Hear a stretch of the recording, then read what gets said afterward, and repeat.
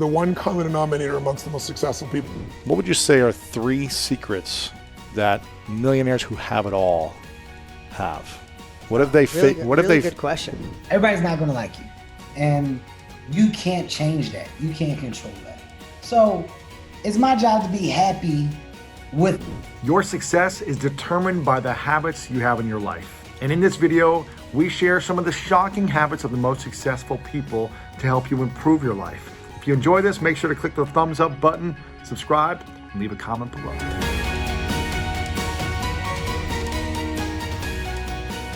As a comedian growing up, you had to do so many horrible shows where 3 people were in attendance, 1 person, whatever, 10 people, and it didn't go well. Mm-hmm. People aren't standing up, laughing. They're not giving you standing ovations. They're booing, whatever it is. How do you get to the point where you show up day in, day out, every night to these places if you're not being liked or likable and no one's giving you reassurance that you're actually any good in the beginning?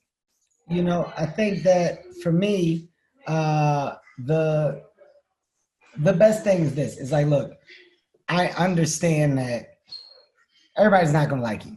Mm-hmm. That's a fact. Everybody's not going to like you.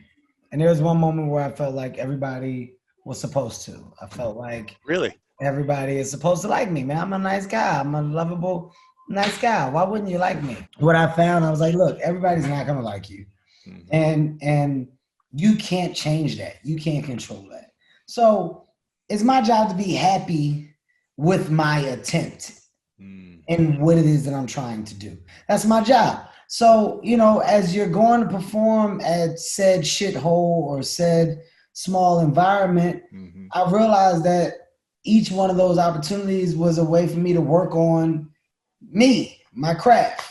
And I'm supposed to take something out of that moment that's good, whether it's 2 laughs, whether it's 20, whether it's 100, I have to take something away from this experience and basically hold on to it and improve off of that. Yeah. If I go do these things and everything about these things are always bad, well, that means that I'm doing something wrong. Right. They can't always be bad. There has to be something good that's coming out of it. I'm not searching for it. So I found a way to search for the good. I found a way to search for, you know, the positive side of my experiences. Yeah. Whether they're good or bad, there's a way to search for the good shit. And as I continue to do that, I developed a high level of shoulder shrug. Yeah. You know? But that's not easy to do when you're, I mean, a foot shorter than all the comedians out there. There's no one that's, you know, people are just doubting you. You were talking about in your book how you can't even get an audition in the early days to the movie side of things. How do you increase confidence in yourself when there's just no? Well, because everybody's story is different.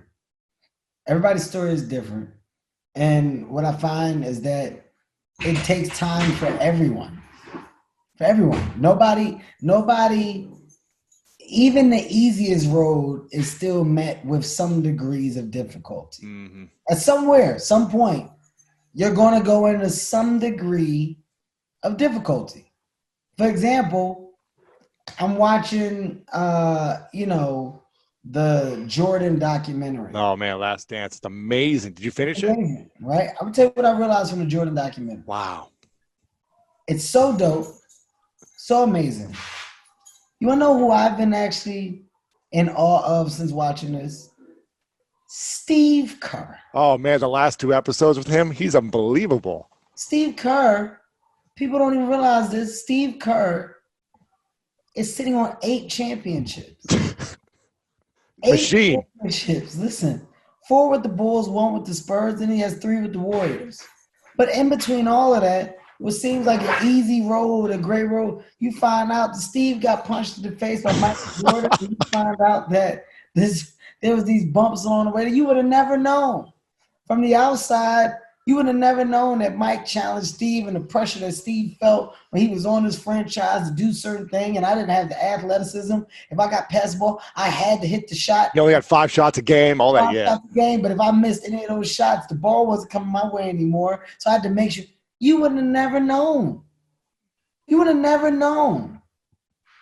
I say that to say and use it as an example for there are no easy roads. Yeah. So when I was coming up and I'm not getting the auditions or I'm not getting the opportunities, I had to say to myself, it's going to come. If I put the work in, it has no choice but to come. Now, as I'm saying that and doing that, I'm looking around. There's certain comedians that were doing the same stuff over and over again for years on years on years. Certain comedians that felt comfortable with just making whatever the money was. It wasn't about the money, it was about the craft. So I knew that if I got better at the craft, that I would eventually get to the money. And that's what my focus was. Granted, I'm a part of a very small percentage, and you have to attach some luck to it. And the hard work with the luck is an amazing collaboration.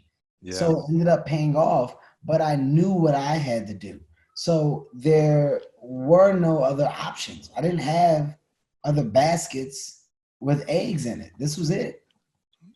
There was no backup plan. So you weren't thinking of like, oh, I'm going to go to a job here. This is the only thing I've got. No. Now, when you were getting, booed at and it wasn't going your way for years, was it your mom that you come back to and say, well, I still believe in you. You're funny. You've got this. Did you have a group of friends that would actually encourage you, or were they kind of saying, what are you doing this for? Go get a real job. There were no other options, right? And there was nobody to really lean on because nobody saw the gold in comedy. When you're trying and you tell your friends or your family members that you're doing stand-up comedy, it's not like there's no money. You're about to be a millionaire. You're going to make it all. Nobody says that. They're like, what? You tell them, jokes, good luck with that, buddy. Nobody sees the light at the end of that tunnel. So that's a vision that you have. Wow. And that you have to hone in on because nobody else has that. How did you see that this is something you can make potentially a lot of money with or enough to live? I loved it. I loved it. And there were people who did. So there's obviously a world of revenue that funnels through comedy. Why do all these comedy clubs all over exist? Why do these colleges book comedians every year and the colleges have to spend a certain amount of money on entertainment? Why are comedians the ones that are best suitable for hosting jobs, personality-driven jobs, etc.? Radio personalities. There's so many doors that get open. Talk shows, yeah. Yeah, from the world of comedy. So when you look at that and you realize that, it's just about figuring out how to get there. Yeah. That's the hardest part. How do you get there? How do you go down that road? What are the goals? What are the accomplishments that are baby accomplishments, but that become bigger? The first one is getting into the comedy clubs. If I can get into the comedy clubs, that's major. Now I'm a working comedian and I'm working. Am I a regular host? Am I the comedy club's feature? All right, that's here. So now how do I work on being a headliner? Let me get some material so that way when I do get the opportunity, I'm ready. Yeah. Oh, wait, but how do people come see me? I got to figure that out. Shit, I'm going to start doing what? I got to get my likeliness up at the time. These are all little hills that you have to climb, but after climbing them, they pay off. Do you think it was harder for you to learn how to be a great comedian or learn about the business of building your personal brand, your audience, selling tickets, marketing, sales, packaging, positioning? Which one was harder?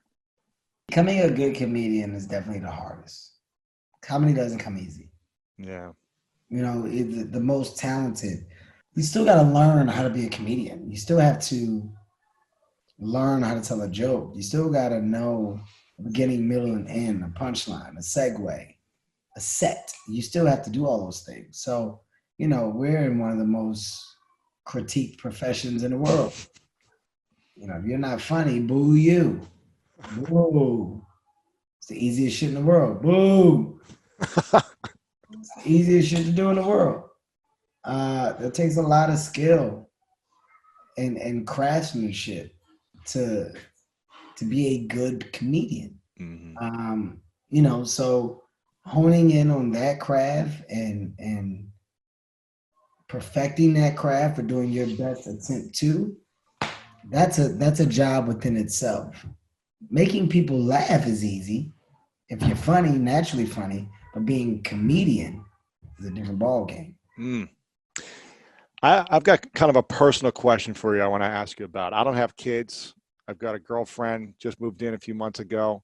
I'm curious, and I ask this to a lot of successful men out there in the world. I'm curious, do you think that you'd be able to build the empire you have as a single man with essentially, quote unquote, more time to go out and do the things you want to do, master your craft, build your business? Or do you believe that having a great family, a great wife is the key to part of your success and growth as well? I think that you definitely need that. You know, you have to understand the amazing benefit that goes within a strong woman in your corner. And here's what I mean by that, okay? You know, can you be single and have success? Of course, there's several people out there that do. Can you also not be focused? Absolutely. You know, the world of fun is never ending if you want it to be. Every night can be a fantastic night, but every morning can be a rough, groggy one, you know? And that's what the single life, that's the attraction. It's just freedom. And there's an amazing reward that comes within that. But for me, I don't want that. I wouldn't be good with that. And I don't think that the level of success that I've reached, I would have been able to reach with a crazy amount of freedom. Now, granted, fucking human. There's nobody that's going to get thrown a curveball of success, fame, money, popularity, and not fall victim to any of the consequences. You eventually will. You will. It's no way around it, especially if you're younger. You will.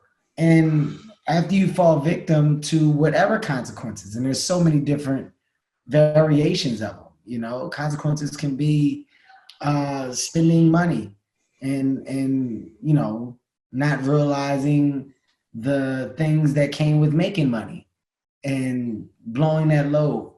It could be drugs. It could be being mean and ignorant to people. It could be infidelity. It could be, you know, there's so many different things, you know.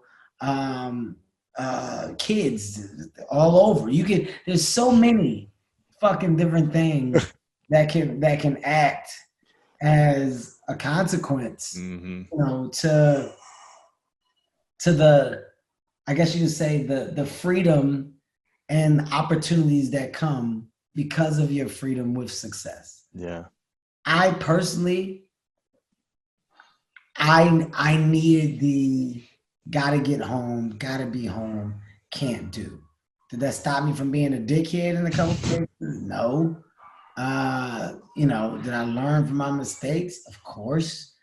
Are they mistakes that I would take back if I could? No, I wouldn't, because I wouldn't be able to understand at the level that I do now. You know what I mean? Yeah. So without those fucking mistakes and hard punches in the stomach of reality of life, then you don't have any space to grow. You don't have a fucking lesson to learn. So I can't say that I would have been able to achieve. Because you also need that. You need the security of an environment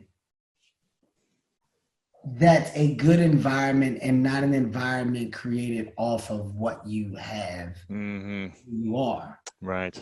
And if you're engulfed in that world, you know, temptation left and right.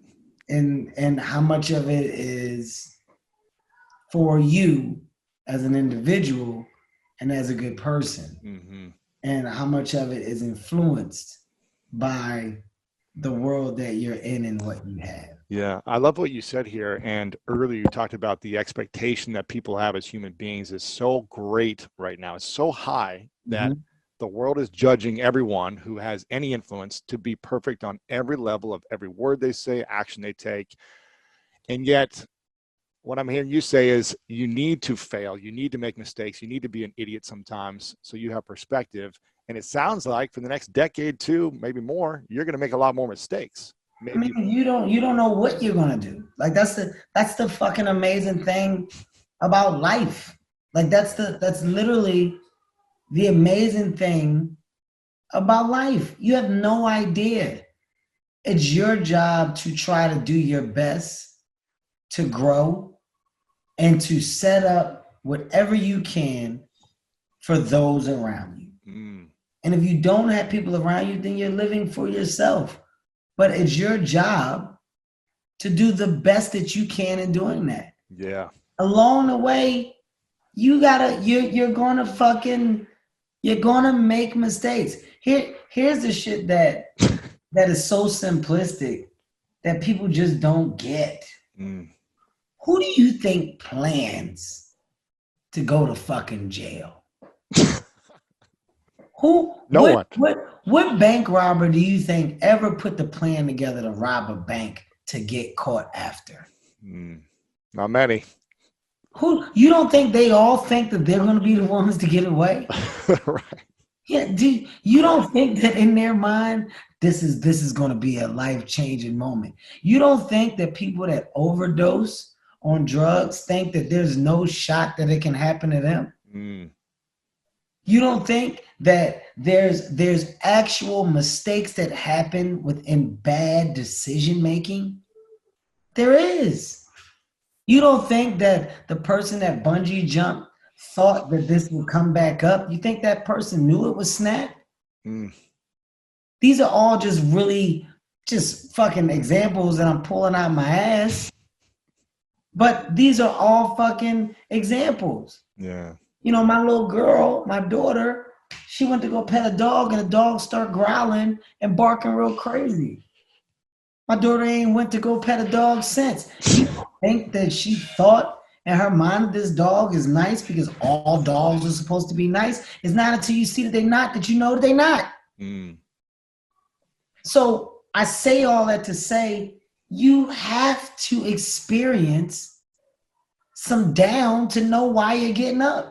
You know, like the whole thing of a cancel culture and the consequences being so severe for so many, it's fucking ridiculous. Do I think that there should be consequences for people's actions? Absolutely. Absolutely.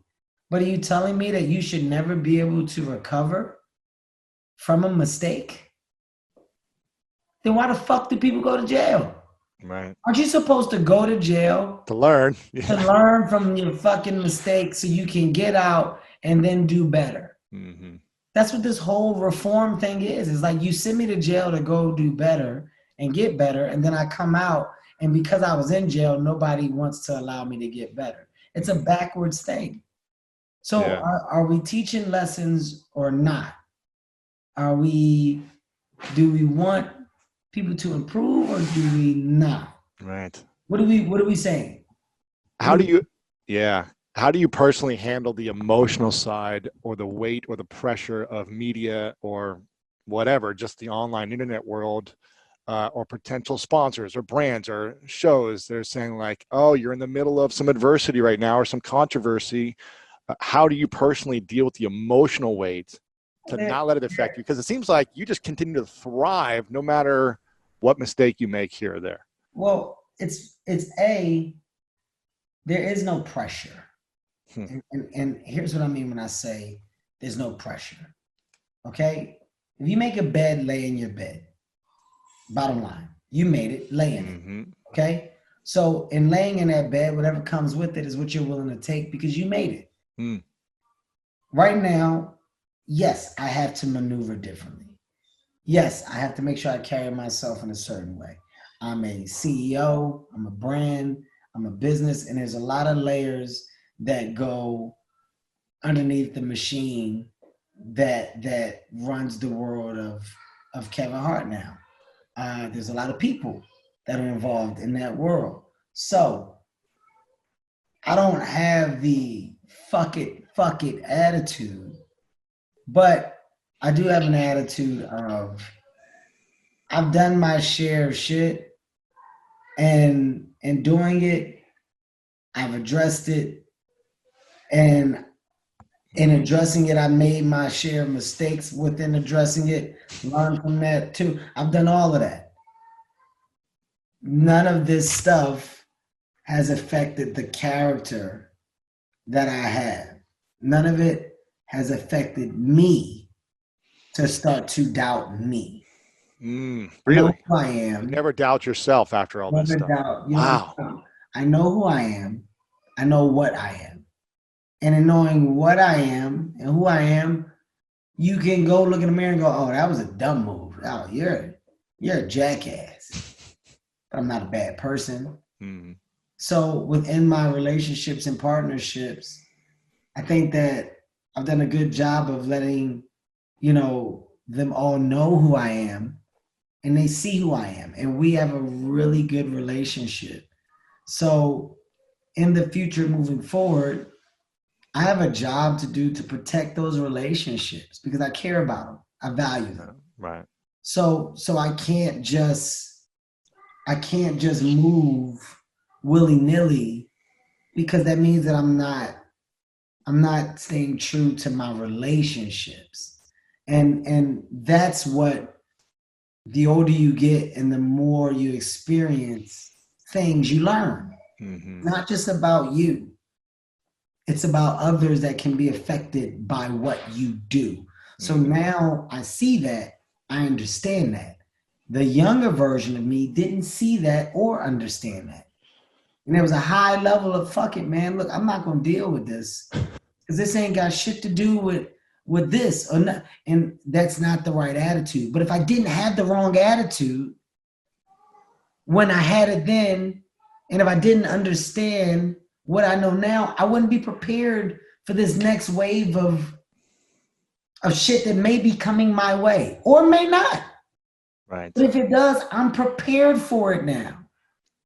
I'm at least prepared. I'm in a different space of understanding. I'm in a different space of knowledge. Mm-hmm. It's almost like going back to The Last Dance. Jordan was talking about when he had to go through all of it publicly, how much that took a toll on him at first, but then it gave him the experience for the future and for his friends when they went through scandals and stuff to be able to be a leader in that situation and have more knowledge. And it sounds like you're in that situation right now. I'm curious about your wife. I asked this, The Rock did a live about a month ago on his Instagram, and I asked a question on there and he answered it. And it was a really powerful response. And I'm curious what yours is to this question. The question is, what is the thing you admire the most about your wife that most people don't know about? Strongest person in the world. Strongest person in the world. And her understanding for reality versus false reality is so crystal clear. It's a tough seat to sit in, being my wife. It's a tough seat to sit in. It's crazy to say this, but there's this movie that people love to watch, and it's called The Rise and Fall. And the tickets to The Rise are sold out. But the tickets to see what a fall looks like, I mean, you're talking about a sellout on top of a sellout. I mean, it's the most watched thing ever. So naturally, when you get to a certain space or a certain level, I don't know why, but there's a root against. And she experienced a lot of that, you know, a lot of that turmoil that we went through. You know, as girl, don't be with no man that's going to disrespect you, or don't do this or don't do that. It's almost like a lot of people are against her for, It's insane. It's insane. And, you know, the one thing we had to talk, and the one thing that I told my wife, I said, whatever you do, I'm here. I'm going to be supportive of. You know, whatever you do, if you decide that you want to go and leave the honey, by all means, no matter what, she's taken care of. No matter what, you're the mother of my child. You know, my ex-wife now, we're not together, but she's taken care of. Mother of my kids. I'm not a bad person.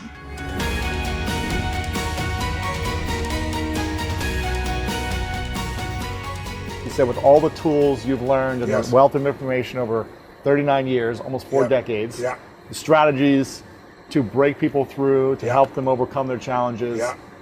If you had to strip them all away, you can only use one strategy or one thing to use, what would that be? I wouldn't. Okay. Part of why I'm effective is because I don't buy that. I'm always looking for more strategy, because one strategy will work with one person, not with another.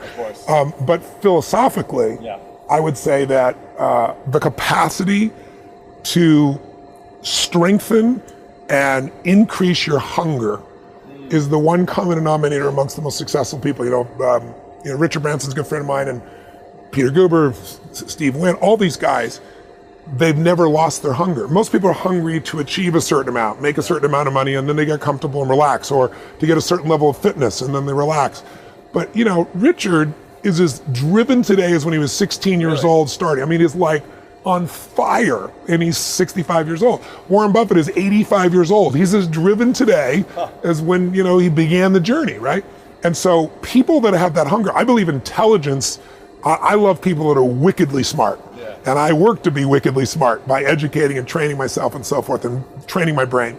But there's a lot of intelligent people can't fight their way out of a paper bag, right? Absolutely. Hunger is the ultimate driver, because if you're hungry, you can get the strategy, you can get the answer. If you can't model it, you can find it. So hunger, modeling would be maybe the next best skill, knowing that success leaves clues. Like, why reinvent the wheel? If someone took this plane, was Mickey's plane, who owns the Miami Heat and owns Carnival, right? I mean, you can learn so much from a man like Mickey. Blow your mind what this man has been able to do in his life. And so why would I go learn by trial and error and maybe take 10 or 20 years when I could learn from somebody in a few weeks or a few months or a few hours, something that could save me a decade? That's what it is. That's why I read 700 books in the first 7 years, because I was like, if somebody takes 10 years of their life, they pour it into a book, and I can read that in an hour or 2 or 3 or 4, why wouldn't I? So how does someone continue to stay hungry, or rediscover what they're hungry about? The best way is get around where it's better and things will hit you. Say it again? Get around where it's better and things will hit you. Who you spend time with is who you become. So, you know, when I started coaching all these billionaires, you know, there's a part of me that said, I'm as smart in certain areas as they are. I got to step my game up. It's not about the money. It's about, how can I take the invisible and make it visible? How can I find a way to add more value to other people to such an extent where economics are not a question whatsoever? And then I can take those economics and do even more where I'm not there. I look at money as portable power. I can leverage my money to do things for people even when I sleep. Now, I love doing these for people, and I work 18, 20-hour days still, but it's really nice to have the leverage of that as well. Sure. In a few sentences, what would you say is your current vision for life? What's the vision you have, and what's the legacy that you want to leave behind? I saw, have you seen Hamilton, the play in New York? I hear it's incredible. Everyone's raving about it. You've seen it, right, Nick? Yeah, it's amazing. Isn't it extraordinary? It's amazing. Yeah, I loved it. I thought it was might be a lot of hype, but it was as good as the promise. Really? There's a line in Hamilton that I thought was really interesting. It says, legacy is planting seeds in a garden that you'll never see. And that was really interesting. But so for me, what's the garden you want to create you'll never see? Yeah. For me, it's human lives. For me, it's my life is about being a blessing in the lives of the people I meet. I hope that whoever decides to watch your video I hope something here will strike them and they can say, I got to get in proximity, or I got to raise my standard, or I'm going to go master my damn money. I'm not going to dabble. I hope that it stimulates someone in a way where it becomes a blessing in their life. And my legacy is the lives that I've touched, and my legacy is the institutions that I'm building right now that when I'm gone will continue to touch people. My foundation, the work that I'm doing with mentoring with kids, the ability to touch another generation. But my heartfelt prayer every day is be a blessing. And it's interesting. Sometimes you're a blessing just by giving somebody a few moments, just by loving on them, just being with them. Sometimes you're being a blessing because you coach them or you intervene with them. You can be a blessing in so many ways, but that's my daily focus. And it's not what I'm going to build for the long term. It's really what am I going to do right now. Why is that? Why do you want to create that legacy? Again, it's less about legacy than it is about doing what I'm made for while I'm here and maximizing it. I want the end to have me. I want to be climbing the mountain when I die, not sliding. So to me, it's about growth and it's about giving. Those are the only things that fulfill human beings. I always tell people, if you want to be happy, it's one word: progress. If you can make progress, and if your progress is not only within yourself, but it's actually doing something of value for more than yourself, you're going to be a damn fulfilled person. Yeah. How do you stay grounded in your personal and intimate relationships when everyone wants a piece of you? You sell out events, 10, 20, 30,000 people come to your conferences, pay tens of thousands of dollars. Everyone wants to interview you. You're coaching presidents, billionaires, world-class athletes. They call you, they want you to help them break through the next level. How do you stay grounded in your marriage or with your kids or with, friends? Yeah. My mom's craziness gave me a great gift. I wanted to be a professional athlete and wanted to be a professional baseball player. And when I got cut from the junior high school team, I figured out I'm in trouble. So I decided to become a sportscaster and a sports writer. Wow. And so I took typing when I was in junior high school. I was the only boy in an all-girl shorthand class, so I could capture everything because I wanted to be the best reporter, best sportscaster. I interviewed Howard Cosell and Woody Hayes and Dodgers and Rams. I got a job working for a daily newspaper when I was 13. And then I got this huge break, which was, I got these interviews no one had, like Joe Namath when he was so famous. I got these interviews, and here in LA, KTTV Channel 11, it's now a Fox channel, they were trying to get viewership, and so they kept trying different kinds of sportscasters. They even tried Fanny Fox the stripper. And somebody watched some interviews I did and went, holy shit, this 14-year-old kid, I was about to be 15, he's brilliant, and he's getting interviews nobody else is getting, So they called me up and they offered me the job to be the nightly sportscaster as I was turning 15. Wow. And I was out of my mind. Like the dream I was going to have when I was like 25 or 30 was happening, I'm going to be 15. And my mom said to me, your ego's too big. And if I let you do this, you're going to even get bigger. And she not only would not let me take the job, she made me quit my job working for the Progress Bulletin, which was a daily newspaper in Pomona, California, doing sports. And I hated her and I was devastated, but it created a sensitivity inside of me that along with, I think, watching athletes who would not sign a card for a kid because they were making money selling cards would make me so angry that I said, I'm never going to be one of those people. And so I'm not. I've certainly have plenty of pride in what I've been able to accomplish and people I've been able to help, but I always know I'm just a guy. And while I've worked my ass off, I've also had grace in my life, I think when you achieve things, it comes from incredible obsessive focus, massive action, and figuring out how to execute and do things effectively, and it's grace. Right. And I never forget that that's a part of the formula for where my life is today. Do you think people need a little bit of ego to have that kind of drive and insanity or obsession, or is it more just belief in a bigger vision? I think, ego can produce drive, but that kind of ego will make you not be fulfilled. Yes. And we all have it until we get a few hammers. Because in the beginning, when you're young, especially a young man, I think even more so than a woman, you're trying to find yourself. You're trying to prove yourself to the world, and really you're trying to prove it to yourself. Right. Like in the very beginning for me, I used to attack psychiatrists and psychologists because I care about people so much, and because I learned how to handle them in an hour, and they're working with someone for 7 years, and I would just go crazy. But I was also attacking them because I was also defensive because I didn't have a degree, and so I figured I'm going to be on the offense. I'm going to show them. But as I grew up, I realized, holy shit, these people care just as much as I do. Yeah. And now I've trained 100,000 therapists around the world with my partner, Chloe Madonna. So we make films of people's lives, like suicidal people who've been through hell, and you get to watch how I do it, as I do it, and then you get to see them 2 years later to know it really worked. Right. Do you ever question choices or decisions you make today? And does everything you touch turn into what you want it to be? No, of course not. No? No. Failure is part of life. I mean, the difference for me, though, is I look at failure as a stepping stone to success. It's a speed bump. I know I'm going to fail, but it's not failure if you learn something. And so, gosh, I've made so many mistakes. I've screwed so many things up, but every time I do, it becomes a way for me to explain to someone else what it takes. You know, it's like, here's what I've done. I think I have the ability to influence people because I talk about my failures. I talk about all the things that mess me up, but I show people that I didn't let it stop me, and you don't let it stop you. And I think that's really the secret in that area. And if everything you touch was successful, you probably wouldn't be able to relate to people as much. No, you'll be relate, and also it'd be total bullshit, and everyone knows it's bullshit. And also you'd be bored silly. Right. I mean, think about it. If you just said, I want this and it happened, I want this and it happened, you know, people don't value what they don't fight for. You know, it's like you see kids sometimes your parents will say, you're not going to value this if you don't work for it. And your kid going, I'll value it, just give it to me, right? But it's true. Yeah. You know, the things we've worked the hardest for, we value the most. Yeah. So I think, you know, the purpose of a goal is not getting it anyway. The purpose of a goal, you know, is who you become. Who you become is going to make you happy or it's going to make you sad. Yeah. So I'm not looking for an effortless approach. Sure. There's no such thing. Now I'm curious about relationships and building wealth. Yeah. Is it important or how important is it to have the right partner in a marriage or an intimate relationship in relating to building wealth? Does it matter who you choose, their mindset? Does any of that play an effect in how much you're going to make, or? It won't affect how much you make, but it'll affect your relationship a lot, right? Uh-huh. You know, getting on the same page is really, really important. But when my wife and I met, we both grew up very poor. But I decided that I was going to find a way to add so much value that money would never be a question for my family, and you know, it would never stop me from giving or doing or sharing anything. And I made that decision early on. So I became an earner, ways of earning. She became a negotiator, a cost manager. Her mom's number one thing is somebody comes in, she goes, sharpen your pencil. That's not a good enough deal.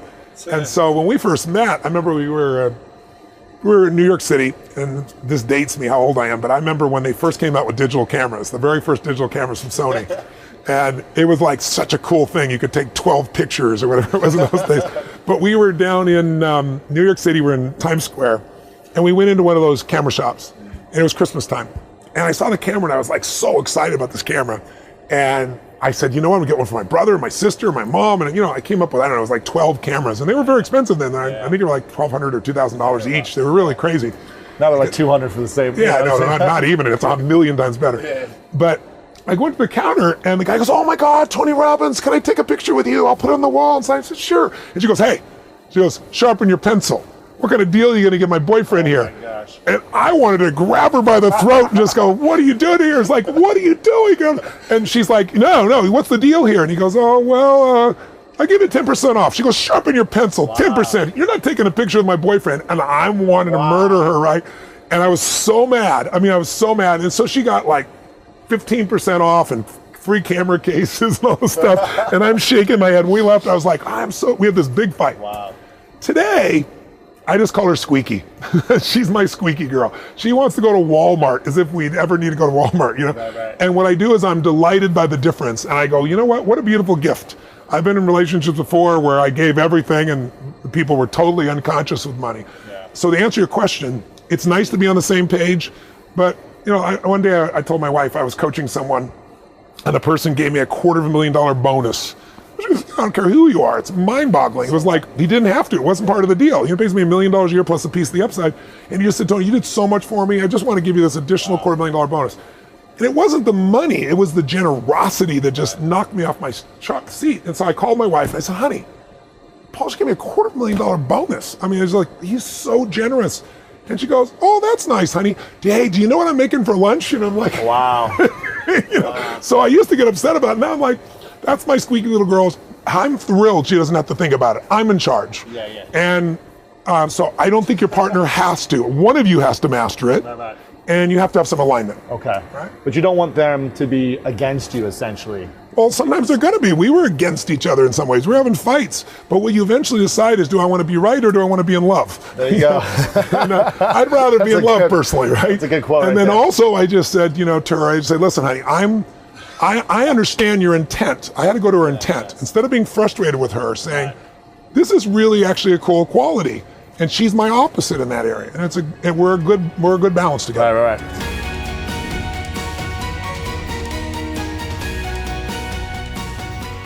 What would you say are 3 secrets that millionaires who have it all have? What have they good question. What have they figured out to become a millionaire, to have the love, to have the family, to have it all? Yeah. And to impact everything, doing the things they love.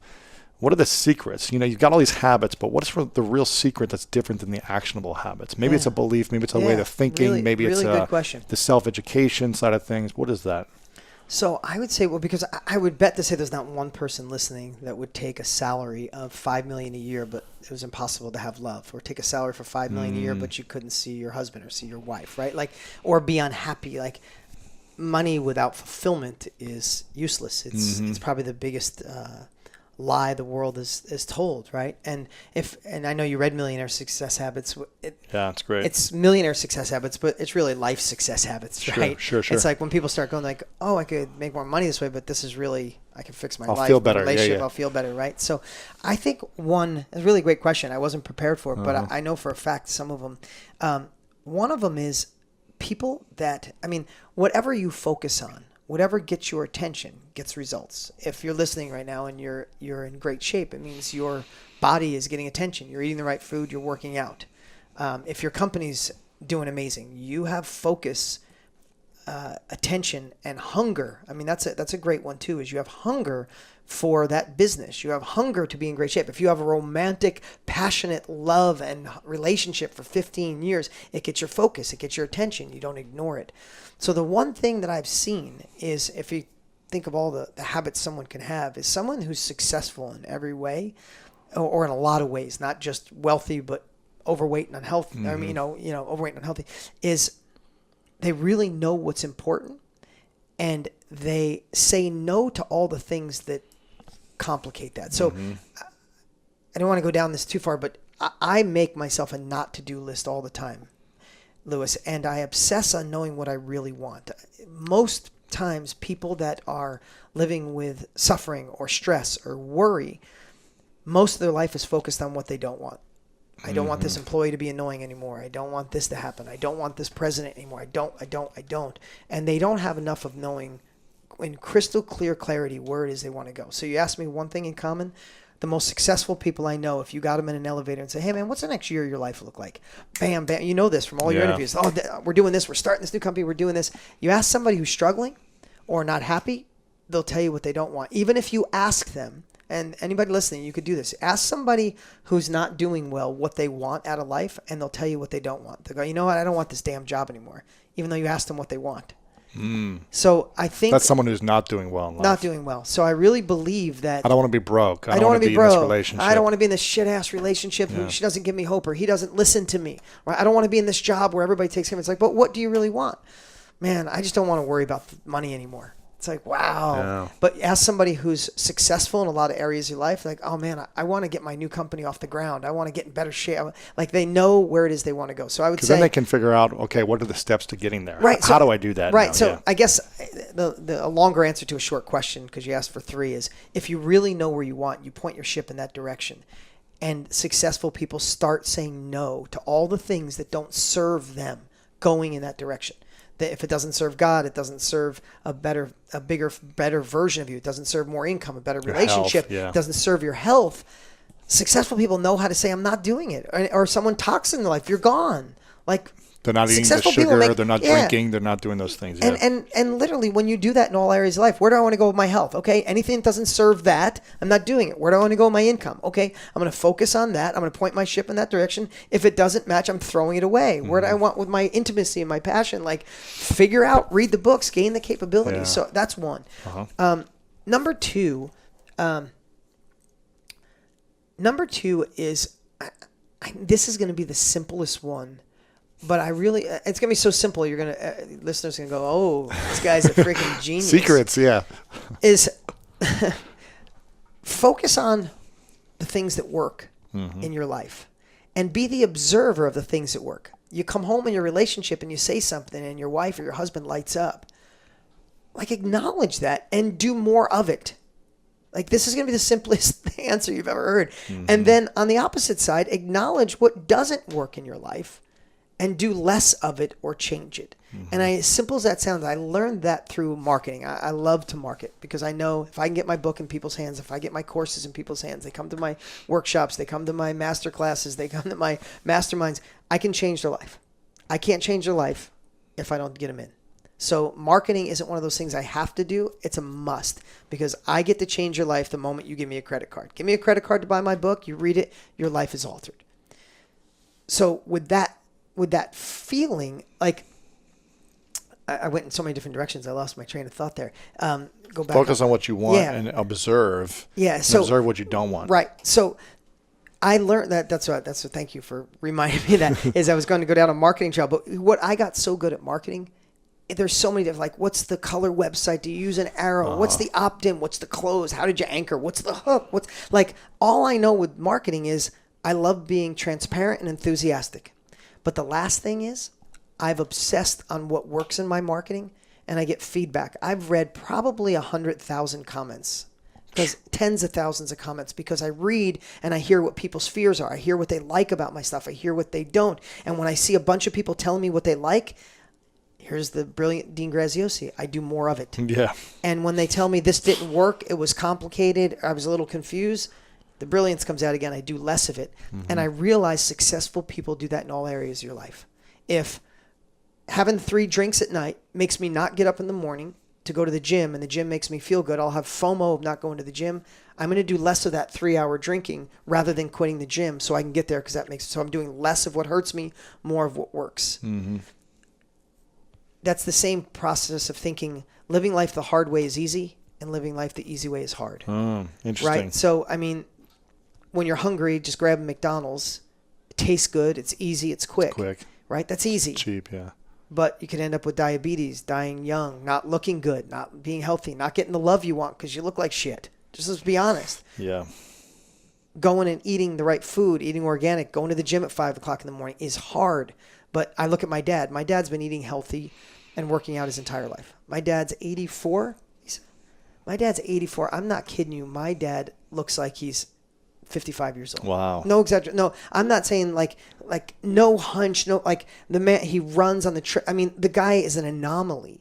But my dad lived the hard way. He said no to all the greasy food. He got up every single day and has gone to the gym for the last 30 years. Like, so just think about that. It's like, focus on what works and do more of it. I know if I treat my fiance a certain way, she looks at me with love at the highest level. I acknowledge what is her love language, and I see if I do something for her, if I'm there for her, if I'm always looking at her, my eyes are on her, even if I'm across the room, she lights up. So man, I want more of that. You do more of it. So I do more of it. Yeah. I see if a girl walks by and I look at her, it doesn't go so well. So I do less of that. Sure. Right? So as simple as that sounds, think about in your life, are you compounding what works and eliminating what doesn't? Okay, I love it. Yeah.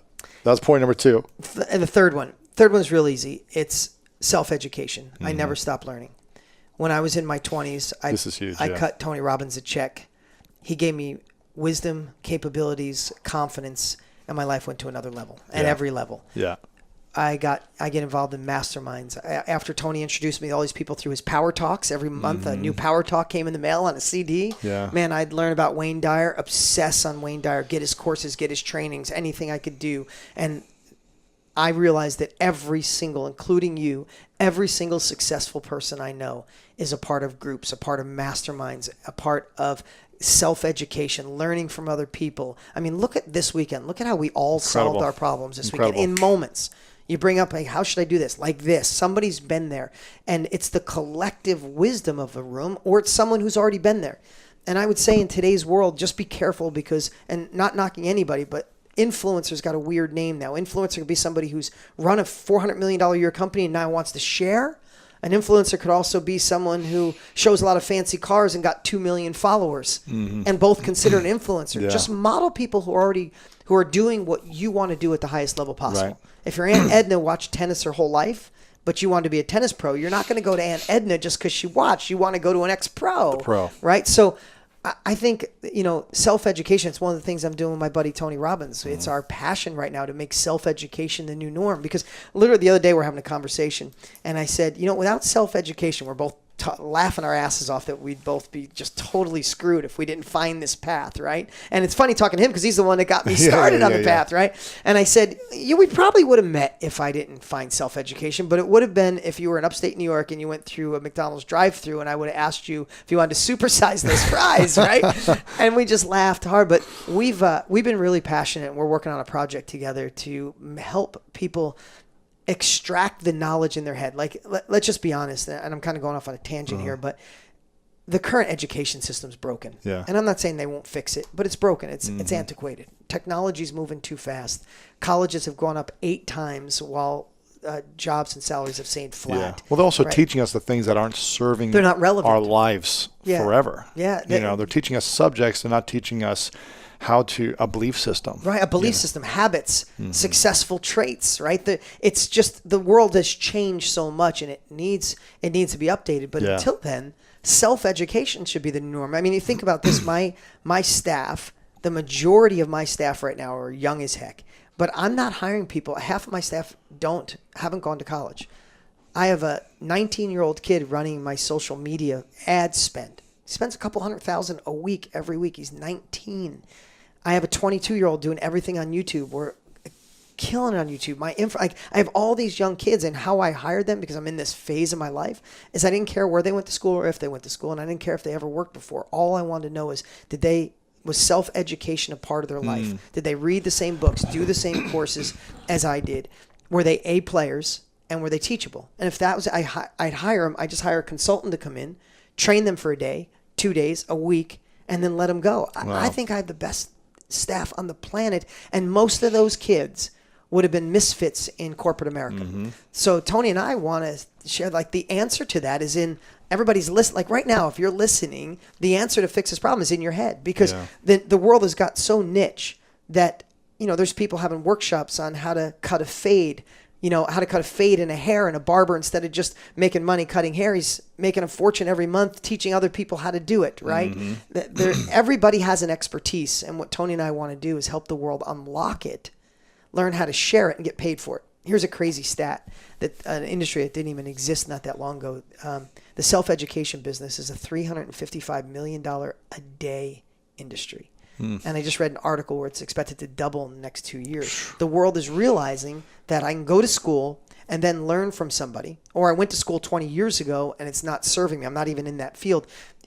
You go to school, learn from somebody, get 30 years of experience, then hopefully get a promotion, or you can leapfrog and learn from somebody who already has the experience if they can just extract it and share it. I look at what we've learned, like a skill, an expertise, a hobby, whatever it is. If it's like a hard drive that builds up value, if you wouldn't throw that hard drive away after 20 years or 10 years or 5 years of accumulating knowledge, throw away a multi-million-dollar hard drive. I think people should feel that way about their thoughts, their skills, their expertise. If you have a knowledge, if it took you a year or 2 or 3 to figure something out, you should be obligated to extract it. But here's the cool part. There's a process to extract it. Yeah.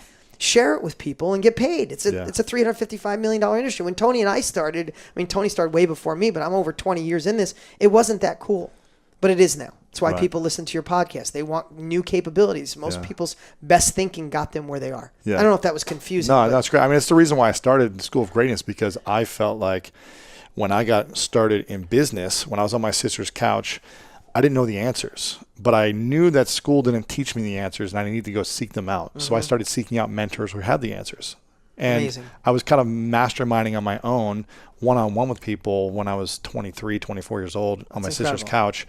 Then I remember they helped me get into business. Like these ideas from these mentors, they coached me, and I had the coachability and the desire. So I was hungry for it. They coached me to getting into business and launching it. I remember everything shifted when I joined my first mastermind. It was 2009, and 10 years ago. And I remember my business did about $500,000 in sales for 12 months, this 12 months before this. Yep. Then I went to the first mastermind.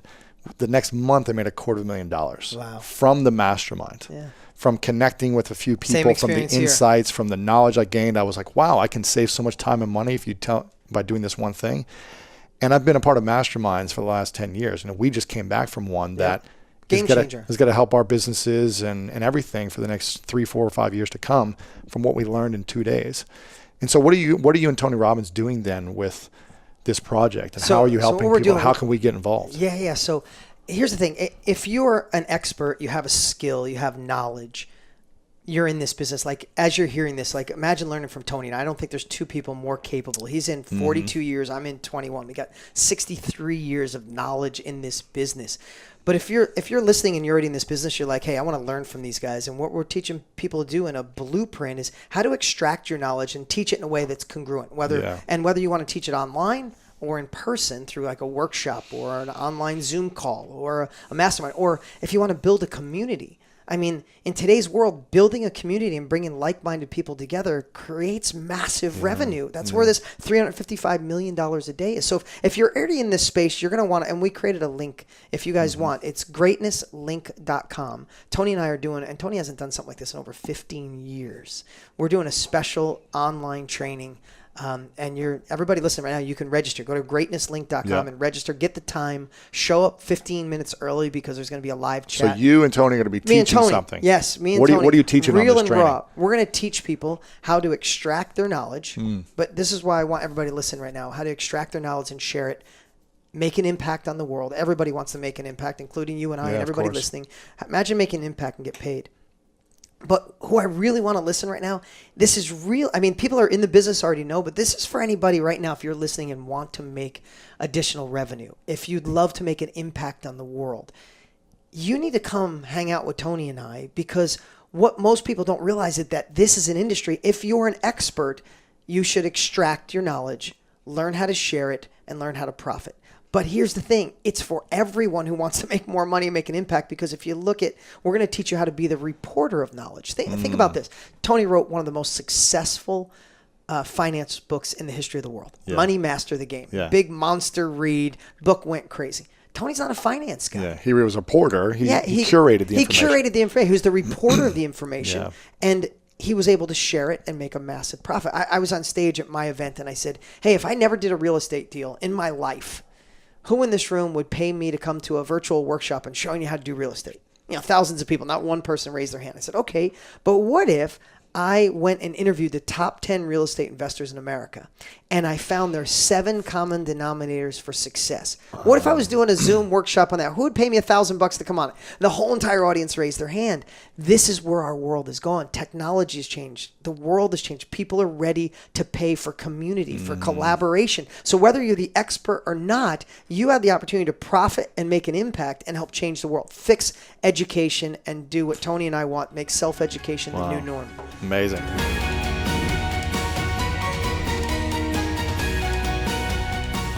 I always tell people, what you don't know can be your greatest asset if you let it, because it ensures you're going to do it differently.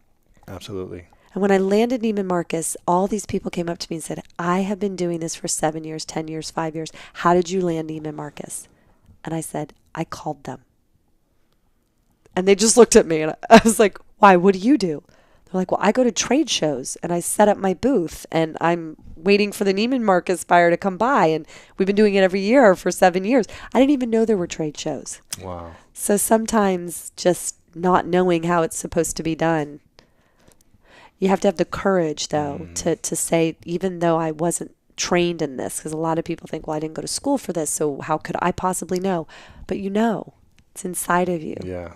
And you were willing to be creative and risk, failure in a way that most people aren't. You put yourself out there in a major way, and you said, hey, come to the bathroom with me. Right. And I'm not going to do anything weird. Yeah. It's amazing. It's an incredible story. My dad used to encourage me to fail. So at the dinner table growing up, he would ask my brother and me what we failed at that week. Wow. And if we didn't have something to tell him, he'd be disappointed. And I vividly remember being a little girl and saying, I tried out for this, Dad, and I was horrible. And he would high five me. And he'd go, way to go. Wow. So he was reframing my definition of failure. So failure for me became about not trying, not the outcome. For those that don't know Spanx, can you share how it all started? And so Spanx was born out of just being a frustrated consumer. I wanted to wear my clothes. I wanted a smooth canvas. I didn't want to see lines or any kind of things going on underneath. So by taking the hosiery material, which was meant to be seen on the leg until Spanx sort of looked at it with a different lens and said, no, I want the hosiery material to actually be what I create the undergarment out of. And it was wild trying to convince the hosiery manufacturers to help me make this product with that in mind, because for so many years they'd been using the material to be seen on the leg. Right. And I said, no, it's the perfect material to create the perfect canvas for women under our clothes. And it opened up my wardrobe. It opened up so many other women's wardrobe. We could start wearing colors we didn't feel comfortable wearing. And the models get airbrushed. We get Spanx. There you go. There you go. I love it. And when was this? What year was this? This was in, I cut the feet out of my pantyhose in 1998. Wow. Yes. I was 27. 18 years ago? Am I doing my math right? Yes. I was 27. And then I spent the next 2 years getting it made. I worked at night and on the weekends on the idea while I was selling fax machines door to door. And then the company was launched in 2000 when I was 29. Wow. Yeah. Selling fax machines door to door. Where were you living? In Clearwater, Florida. Okay. Where I grew up. Fax machines. On Clearwater Beach. Are there even fax machines anymore around? No. I mean, thank God I'm not still doing that. I don't know what would have happened. There are no more fax machines. Just like no one watches the movie Airplane anymore? I'm just kidding. I cannot believe. I need to know, is he the only one on the planet who's not seen the movie Airplane? I was quoting Airplane as soon as they put the headset on. I'm like, Stryker, you're too low. You're too low. And you just stared at me like, what is she talking apologize. about? That's okay. So how long were you selling the fax machines? I sold the fax machines door to door for 7 years. 7 years? Yes, I know. And before that, I wanted to be a lawyer, but I failed the LSAT not once, but twice. And you wanted to be a lawyer? Like that was your dream? I wanted to be a lawyer. I was like, I'm going to be a lawyer. But so you wanted to be a lawyer, but it didn't work out. I wanted to be a lawyer. I failed the LSAT not once, twice. So then instead of going to law school, I drove to Disney World and tried out to be goofy. But you have to be 5'8". And you're 5'6". And I'm 5'6". So you didn't wear heels? No, I didn't wear heels. Sarah. I didn't wear heels. And so I was the height of a chipmunk. Oh, so you got the chipmunk? I got the chipmunk part, but I didn't end up doing it. I put people on rides in a brown polyester spacesuit at the World of Motion and Horizons at Epcot. Epcot Center. And I would see people that I hadn't seen in a while and come through. Yeah, I'm walking on the moving sidewalk, putting people on rides, and they'd go, "Hey, Blakely, is that you? Didn't you graduate from college?" And my big Mickey Mouse here said Sarah Blakely, and I'd be like, "Yes, get on the ride." Oh my gosh! But that's what I did, and then I sold fax machines door to door for that 7 years. 7 years. Did you wake up every morning and say, "This is my dream to sell fax machines door to door"? Or were you thinking, no. What am I doing in my life? Exactly. So what happened was a lot of people think that Spanx started when I cut the feet out of my pantyhose, but actually it started long before that. It started when I was selling fax machines door to door and getting my business card ripped up in my face, being escorted out of buildings all day, every day, that I woke up one day and just thought, I'm in the wrong movie. Like, how did this happen? This is not my life. Yeah. Cut, scene, director, like call the producer. And I got out a piece of paper and I wrote down, what am I good at? And the only thing in the good column was sales. And I thought, okay, what am I going to do with that? And I ended up writing in my journal, I'm going to invent a product and sell it to millions of people that will make them feel good. And then I asked the universe for an idea. And I was very specific. And it took 2 years. And I only cut the feet out of my pantyhose one time. And I was not going to squander any idea the universe gave me because I had really asked for it. And then the minute I cut the feet out, I started trying to make it. I started looking up manufacturers on the internet. This is before Alibaba, wasn't it? Yes. Because I did this about 8 years ago, and I used Alibaba for something, and it was easy to find like a manufacturer in China and test different things. But how did you find a manufacturer at that time? A website called thomasregistry.com, and it lists all the manufacturers in the country based on category. And that's when I found out that a lot of hosiery and undergarments were being made in North Carolina. Oh, really? Yeah. Oh, so you got it local. Yeah. U.S., yeah. So I called, and no one would take my call, and they'd either hang up on me or say they weren't interested. So I took a week off of work and drove around in person. And just showed up and said, hey, I want to create a sample. Yeah. Because if they weren't going to get a big order for something, they're probably like, what's We're not going to do a little sample for you. Right. Right, yeah. I showed up with my lucky red backpack from college. It's always with me. You still have it? Yeah, of course. And you didn't bring it here. Come on. It's with me. It's with me in LA. Yeah. Oh, wow. Yeah. So anyway, I went into the manufacturing plants and they asked me the same 3 questions. And you are, let's say, Sarah Blakely, and you're with myself. Sarah Blakely, and you're financially backed by, and I was like, Sarah Blakely. So you can imagine how those went. It was like, well, have a nice day, honey, and good luck. Yeah. And about, a few weeks after I made all those rounds, I got a call from a guy in North Carolina who had took pity on me and said, Sarah, I've decided to make your crazy idea. Wow. And when I asked him why he had the change of heart, he said, I have 3 daughters. Wow. Yeah, so he ran the idea by them, and they're like, Dad, that sounds interesting. You got to give that girl a chance. Amazing. So he called you back. You didn't follow up with these people. Oh, yeah, I was following up, but Gotcha. to no avail. But he followed up and said, yeah, we'll give it a shot. Yes. We'll make this. So what was the next step? Was he just making a sample for you or testing different models or sizes or? Yeah, so it just set up to make the garment. While I was making it with his manufacturing plant, I was also wanting to patent the idea, and I was also trying to come up with the name for the invention. So I was doing those 3 things simultaneously, driving up on the weekends and working with Ted in the back of the manufacturing plant that I'd become very close with. And driving to North Carolina from Florida. No, from Atlanta. I was living in Atlanta at the time. What's that about? 8-hour drive, 6-hour drive? About 4.5. Oh, it's not bad. Okay. Yeah, it's not bad. And so anyway, Ted became my buddy, and I went to get it patented, but all the patent lawyers wanted between $3,000 and $5,000, and I had $5,000 set aside to do this. That's it, yeah. So I wrote my own patent. I went to Barnes & Noble. No way. And I bought a book called Patents and Trademarks, and I wrote the patent, and then I called one of the patent lawyers that was the nicest to me and said, please, please, please, will you write the claims over the weekend for a discounted price? I've done all the other rest of the patent. Yeah, the legwork you'd done. Yeah. You just kind of needed to button it up and he needed to do the legal part. And so he did. He actually admitted to me that when I came to visit him, he thought I'd been sent by Candid Camera. Which, let me put it in your words. I know Candid Camera. I know. He thought he was being punked. Of course. Of course. Wow. Yeah, he thought he was being punked, okay? And he thought... Where's Ashton? Where's Ashton? Yeah, exactly. He thought that his friends were playing a joke on him. No way. Yeah, he goes... Who's this girl? He goes, Sarah, I mean, like, you're not the typical person who walks in the door saying, I've got a product and I want to patent it. Wow. So anyway, he did that. Then at the same time, I'm trying to think of the name. I had horrible names written on scrap pieces of paper all over the place, in my apartment, in my car, in rental cars, on the back of like Avis agreements. And you want to hear how bad the runner-up name to Spanx was? Yeah. Open-toed Delilahs. No way. Yes. I cannot believe that was even an option. It was a runner-up. Like, how bad is that? Open-toed Delilahs? I so wouldn't be sitting here with you right now if I named it that. That is the horrible. Yeah, it's so bad. Wow. Yes. Okay. So anyway, okay. So what does Spanx stand for? Well, it's all about the butt. And it makes your mind wander a little bit. Nobody ever forgets it. I had no money to advertise. It was risky. It was fun. At the time, listen, now it's become a household name. But when I first invented it, I would call people and say, hi, I'm Sarah from Spanx. And they would hang up. Right. Because I thought it was probably like a porn. Yeah, they thought I was pranking them. I'm like, no, really, I'm Sarah. And my company really is called Spanx. And I had department stores across the country that wouldn't sell it. They thought it was too risque of a name. Yeah. And my mom sent her whole luncheon to the wrong website when I first started. I was like, Mom, it's with an X. Oh, my God. It's super important. Yeah, it's with an X.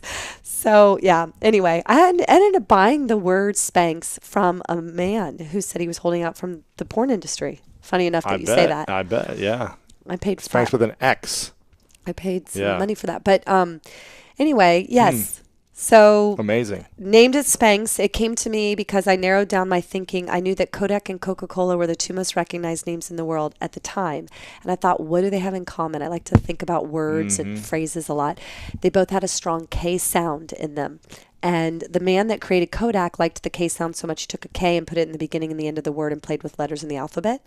So, and I also had a bunch of friends who did stand-up comedy, and it's this weird trade secret among comedians that the K sound will make your audience laugh. So I put all that together and I'm like, okay, I want my product name to have the K sound in it for good luck. And literally Spanx came across my dashboard in my car in my mind, and I pulled off the side of the road. I wrote it down. I went home that night.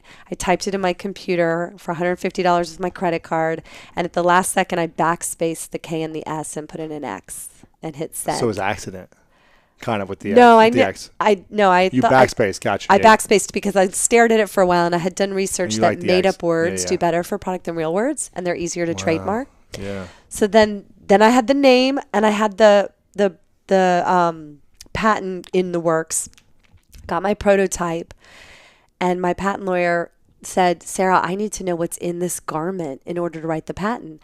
I said, okay, no problem. We'll call Ted. So I get Ted on the phone. I'm like, Ted, can you talk to the manufacturer? Yeah, right, I'm like in the back. I'm like, Ted, can you talk to my patent lawyer? He's like, yeah. So we're all talking, and I go, can you tell him what's in it? He's like, yeah, well, it's 70% nylon and 30% lacquer. And I'm like, all right. And so I'm taking notes. My patent lawyer's taking notes. And that night I could not sleep. I'm up all night. And the next morning I wake up. I'm like, how is there lacquer in this product? What is lacquer? Just so I'm aware. I think it's like paint thinner or something. Okay. So I called 30% paint thinner. So I called Ted. I go, Ted, can you spell lacquer? He's like, yeah, Lycra. I'm like, oh my God, Lycra. Oh yeah, okay. yeah. I was like, got it. Do an all change on lacquer immediately. All change. My patent lawyer was laughing. He said, you know how fast you would have gotten a patent if you tried to make this out of paint thinner? He's like, they would have been like, sure. So was it challenging to get it? Did you get it the first try? The patent? I did. Wow. Usually it takes a few turns, doesn't it? I got the patent the first try, and I got the trademark name Spanx. Amazing. Yeah.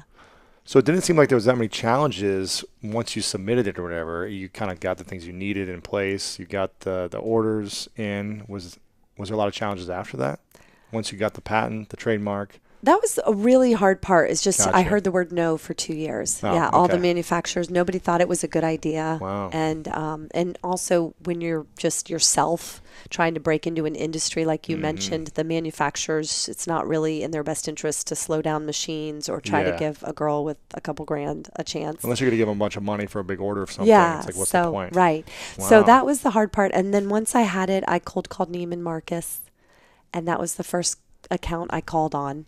Did you get it? Yes. Well, you were great at sales, well, so listen, you could sell it. I was so excited. It was my moment. I flew to Dallas. I called them and said, if you give me 10 minutes of your time, I'll come and meet with you. And she said, all right. And this is a buyer? Yep, the buyer. I first called the Atlanta store. They're like, girl, we can't help you. We have a buying office. I'm like, well, where is that? Give me their number. Wow. And I went in, and halfway through my pitch, I could tell I was losing her. So I said, you know what? Will you please come to the bathroom with me?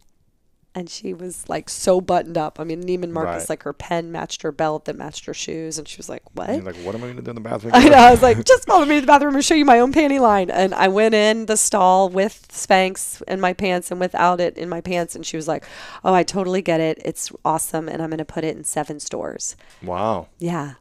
I mean, just like that. Just like that. It was so unbelievable. I was so nervous. And then, of course, I had to call Sam. I'm like, in the rental car on the way back to the airport, I called the owner of the manufacturing plant. I'm like, Sam, it's Sarah. I need more. I just landed Neiman Marcus. And he's like, what? He was in shock. He goes, Sarah, I thought you were going to give these away as birthday presents for like years. And I said, no, Neiman Marcus just bought it and I need more. And he patched me through to Ted. He goes, okay, you need to talk to Ted. Okay. So Ted comes back in. He's on the phone. And I go, Ted, I need more. And he goes, I just landed Neiman Marcus. He goes, well, that's great, but what you can do about the crotches? The crotches? Yeah, exactly. That's what I said. I go, what? Don't they come with crotches? We've been making them with crotches. He goes, well, yeah, but we only got one crotch machine. It's being used by somebody else. No way. Yeah. So what do you do then? So I just landed Neiman Marcus and I have no crotches. Oh my gosh. I don't you got know a hole in your crotches? I don't know where to go for a crotch. Like, I don't know. Where do you go? I actually looked in the yellow pages. Crotch making machines? Yeah, I looked up crotch. Crotch machine. I looked up crotch. I don't even know how you spell crotch. Okay, listen. This is what I learned. I'm going to teach you something. Okay, so I didn't know this. What's Yellow Pages again? Yeah. Oh my God. I'm just kidding. It's a big book. It's yellow. It's what we used to look things up. Of course. Hilarious. What's Instagram? Oh yeah. You just got on it. Okay, I just joined it 7 days ago. All right. So where was, crotch. Yes. Oh yeah. Okay. Crotch machine. So, Looked it up. Yeah. So anyway, in the Yellow Pages, it's not under crotch. So I learned there's a fancy word for crotch named gusset. Gusset? Yes. What? Gusset. Never even heard that word. So I started calling gusset companies. They were like FedExing me crotches from all over. My roommate would come home and be like, you got another crotch in the mail. And then I ended up finding a man by the name of Gene Bobo that worked for a crotch company just 20 minutes north of where I lived in Atlanta. And he saved the day. And they made the crotches, and then I could deliver Neiman Marcus. So you had the leggings. They made the crotches, and then you sewed them together? Is that how it works? Yes, apparently. Yes. Gotcha. Okay. So then you had enough. How many did you print the first time? 3,000. 3,000. 3,000 pair of the first Spanx. One SKU, right? Or yes, one different SKU. $20, one SKU. 3 sizes or like four. Four sizes. Yep. Wow. And 3,000 of them. yes, and that's what Neiman's ordered. And then I sent them to they sent them to the 7 stores. I had no packing and shipping department, so the semi trucks were pulling up to my apartment in Atlanta, and I was shipping them myself to Neiman's. This is amazing. And then I called every friend I had in those 7 cities, like people I hadn't talked to in 20 years. So, hey, go buy a few of these. Go make, take your girlfriends there. Hi, Christina, remember me? I used to sit next to you all the time in grade school. Will you please go buy this product called Spanx? I literally called them and I said, and I'll mail you a check. So I paid all my friends and friends of friends to go buy the product. That is brilliant, actually, and I said, to get some movement. Yeah, I said, go in. I gave him a whole script. I'm like, go in and say, I've been looking for this all my life. I can't believe it's here. And create all this excitement. This is amazing. And then, of course, a week later, I talked to the Neiman's buyer, and she's like, Sarah, we are blowing out. I'm like, you don't say. No way. Meanwhile, I was buying them all. That's brilliant. You have to. Wow. You have to. Created You have incredible to momentum. ensure your own success. Absolutely. So then once I started running out of money, Oprah called and put it on as her favorite product of the year. How long was that for? Until the time was in Neiman Marcus to Oprah calling? Like a month. It just happened that quick? A month or a month and a half. How did she even hear about it in a month and a half? I sent it to her in a gift basket. And her Andre, who dresses her, put it in her dressing room, and she put them on and has basically worn them every day since. Shut up. I'm not kidding. It was so unbelievable. I had no money to advertise. I'm in the back of my apartment. I was selling fax machines like a month before that. But I have to say I was working every night and on the weekends for 2 years, quietly trying to get this made. Building this thing, yeah. Building it. I had no option in my mind. I was like, I am scripting a new life for myself. And was this movie about you that came out a year ago? Joy. Yeah, is that about you? My dad called me, he goes, Sarah, I just saw a movie. It's basically your life except for the dysfunctional family part. Yeah, right. I was like, yeah, right, Dad. Yeah, okay, sure. Yeah, but I could really relate to her. I'm sure. It was all like the hustle and yeah. That's crazy. But when I got Neiman Marcus, I think a lot of people think that's when you have arrived. No. That's when I double timed. I mean, I got on a plane and was gone for 2 years straight. And I went to every department store in the country that sold Spanx, every Neiman Saks, Nordstrom, and Bloomingdale's. And I would go before the store opened and do an all-store rally and tell them what my product was, explain it to them, do a demo, give out free product, and then stand there in the department for 8 hours a day and tell customers what it was because I didn't have any money to advertise. I was selling it for them, but what I didn't realize I was doing was I was building a sales force not on my payroll because all these people started to become so ambassadors and they were rooting for me and they loved the product. And so that was a really important part of the formula. And then I learned what my next products were going to be because I was standing right there with customers and let's say what they need, what their challenge is. I can't do this, blah, They blah, told blah. me what they wanted. Amazing. Yeah.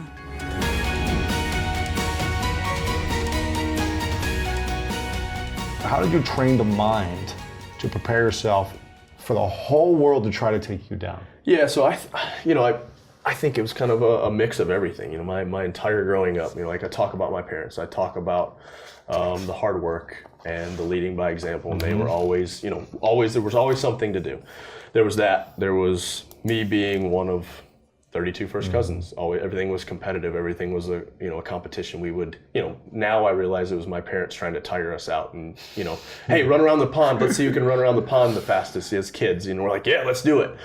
And so that type of stuff. And so there was that. And then, high school baseball, I had an incredible high school baseball coach that would push us. And we always joked that we ran more than the track and cross country team. And, he was huge into mental toughness. And, he said he did CrossFit before CrossFit was a thing. That's his joke now. And, we would do these workouts. And now I look back having an exercise science degree and I was like, what the heck were we doing? It was stupid. But it was hard and it was mentally tough, and that was his deal, and mental toughness, and there was that. And then I had being in the fire department and those lessons that I learned from that. I think it's just a mix of all of it. I don't think there was one thing that I can pinpoint down or think about the mentality of what one thing it was. I think it was just a mix of all of it, and like wanting to win the games, having the the atmosphere where I could do that, and like having those guys that would train with me in the mornings, in the midday, in the afternoon. Those to push me, and my cousin the same way, and just all of that into one perfect storm. I guess there's not one thing that I can be like, oh yeah, that was it. How did you feel like you handled the pressure though? Because during those first few years where it seemed like a lot of pressure, right? And, so many people there, it's on the line, each event matters, or you lose. What did you think about before every event would start, or in the middle when you're like, gosh, I'm exhausted? Yeah. Like, this person's crushing me right now. How did you stay focused? Yeah, I think a huge part of that, like I said, was my faith, and not having such a, not having that pressure on. There was still pressure. Like, I'm not going to say that, I didn't have pressure on me, but it took some of that pressure off. And what would you think about in that moment when you felt like, oh, this pressure is on me? What would you say to yourself, or internal conversation? The good thing was like I'd had that rope fall, and I'd embarrassed myself greatly, or way more than I was going to embarrass myself again. So it was kind of like I've already done the worst. The worst that it could happen, in my mind, was the worst thing that could happen. So it was like, it's going to be all right, And then the more and more I competed, and the more the years went on, I noticed that it's not about one event. Like, as long as there's damage control, like there's certain events you're not going to do great at if you can damage control in those events. And I think that was one thing that I kind of figured out a lot earlier than people was, everybody was like, well, when I go out there, I compete against myself and I just do the best that I can, and blah, blah, blah, and all this, the stuff that people want to tell themselves when they don't want to push hard or don't want to take credit for their, something happening. So what I learned was you can watch people and watch, hey, I need to stay ahead of so-and-so. There was times where it bit me in the ass, but it was like, luckily for us, you kind of knew what lane you were in, what place you were in. And so you could figure out, all right, so-and-so is maybe better at this, but if I'm, within either a rep or two or a person or two of them, I can make up points or not lose too many points, and then I can get ahead of them in another event. And so I kind of learned that, and you would kind of call audibles in the middle of it. You're like, oh, I got to push here. I need to do whatever. And so I think that was something that one of the things that I figured out a lot earlier than people was it is a sport. Like, as much as, it's just working out, there is some strategy to it. You're trying to game things, and you're trying to all right, I know this movement is kind of a rest for me, so I can kind of push here, or, this movement's going to be a little bit harder, so I need to slow down, and gaming workouts. And that was something I think, training so much and doing so many different things that I did, and the volume that I did, that I learned, I'd done certain combinations of movements. They may not have done the exact workout, but I knew how they kind of played off of each other. And so that was something that I'd learned pretty early on and helped a ton. That's great. How did you handle fear throughout the career? Yeah, I mean, there were times where, especially I remember specifically one time in 2013. So I'd gotten 27th on a pool event. I got second on a rowing event. It was the half marathon, but you started out with a 2K sprint, which was the worst thing ever. So I went 27th, second, 7th, I think, on the marathon, and then I went 7th, I think, on the burden run. Well, Kalipa went first. So he had a huge lead, and I'm just pissed off, and I'm in a horrible mood. And my wife comes up, and we're kind of sitting in the athlete area between events, and she's like, "You don't look like you're having fun." I was like, "I'm not having fun. I'm in I was probably in 3rd or 4th at the time.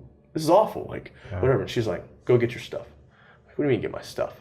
She's like, "Well, if you're not having fun, we need to go home." And I was like, "What are you talking about? I'm gonna go get my stuff, leave this, I trained all year for this." She's like, "You do the best when you have fun."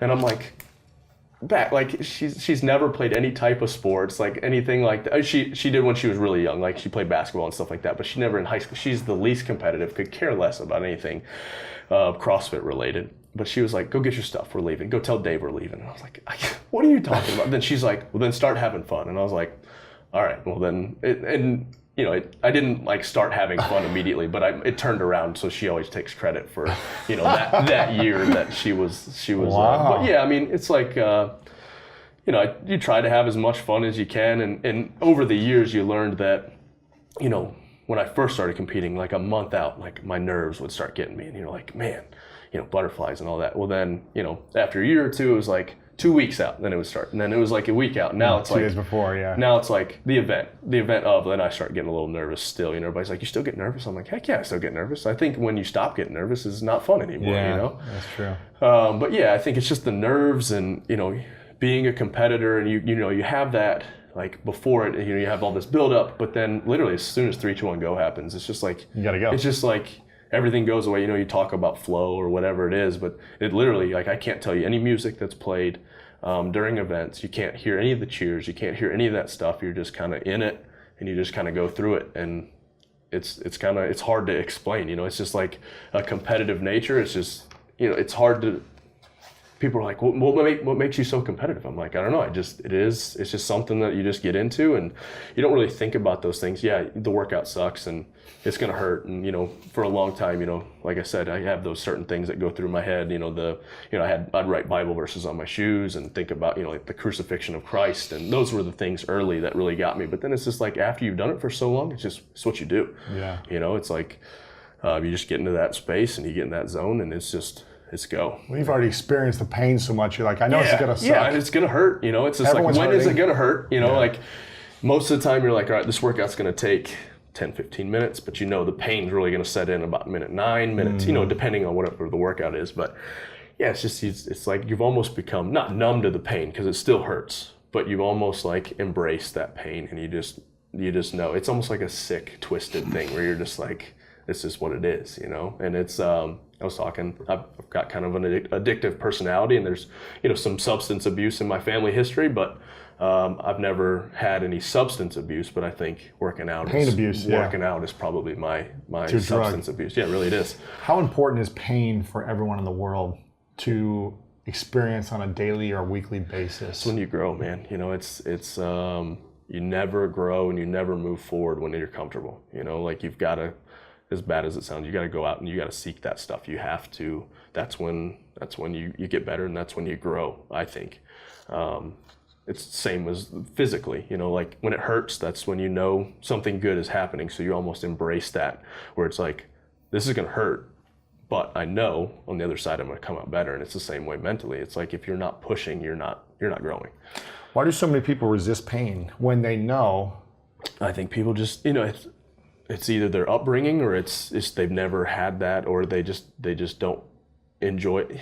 You're not going to enjoy pain. Like, let's be honest. We talk about like some of the most miserable experiences. When you're done with it, you're like, that was awesome. Like you go out and seek these like challenges. I never want to do this again. But this in the middle of it, you're like, I went on this elk hunting trip for 6 days, and for the first 3 days it was awesome. The 4th day, downhill. We didn't see any elk. I hiked 60 miles in 6 days, like sun up to sundown, going through the woods, and I'm like, this is miserable. Yeah. Like, I hate this. And then I got done. I'm like, I can't wait to do that again. Like you're just like, it's sick and it's twisted, but like you're growing in that, as long as it's productive pain. Like there's certain things that aren't productive, but as long as it's something good, you're on the other side, you're going to come out better. And I think, I don't know if it's hard for me sometimes to relate to other people that are like, how do you get there, that you want to compete, or you want to go to that pain? I'm like, how do you not want to? How do you not see the benefit of it? It's hard sometimes for me to like talk to people that don't get that, like you get it,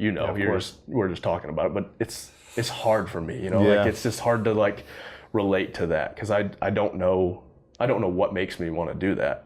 But my wife, she's similar. She's like, I don't want to do that. I don't want to do anything that's painful. Like for me, that's just how I do it. Why do you think you're wired that way to want it? I don't know. I think it's that perfect mix of everything that we talked earlier. It's just. Because you want to win that bad. I want to win that bad. It's not even I want to win that bad. I don't want to lose. I don't want to make an idiot of myself. Like I said, it could be just us two and nobody else could be watching, but it still just drives me crazy.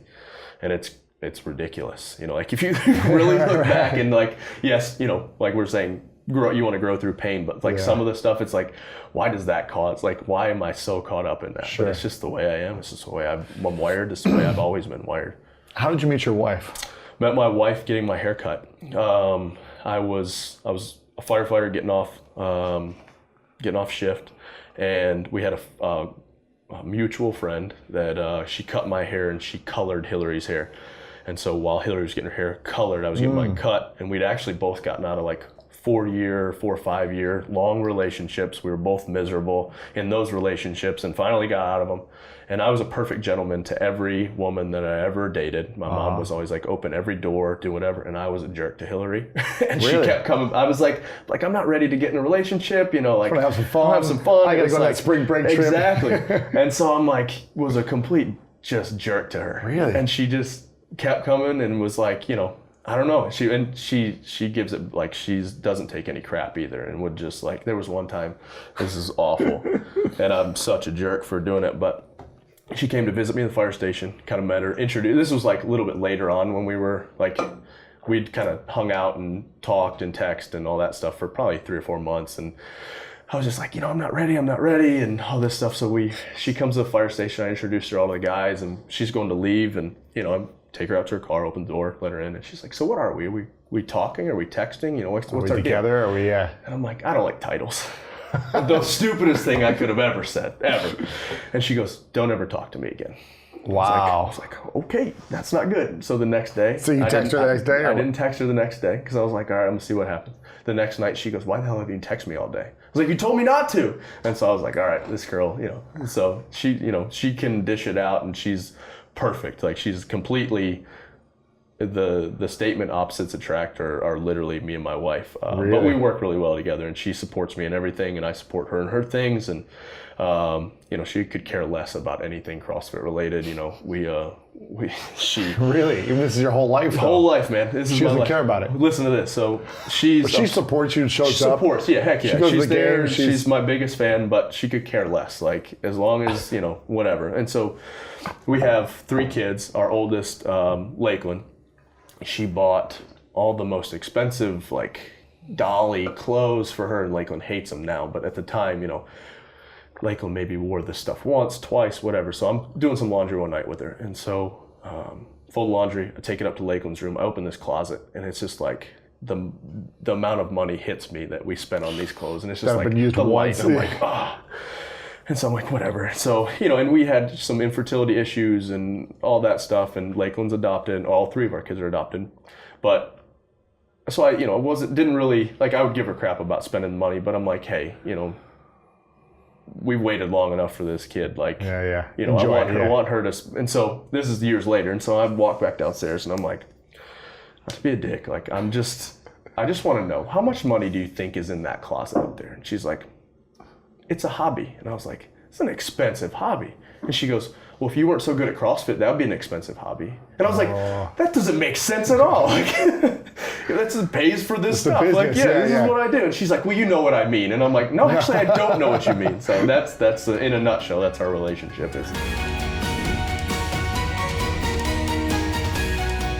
When are the moments that you doubt yourself the most?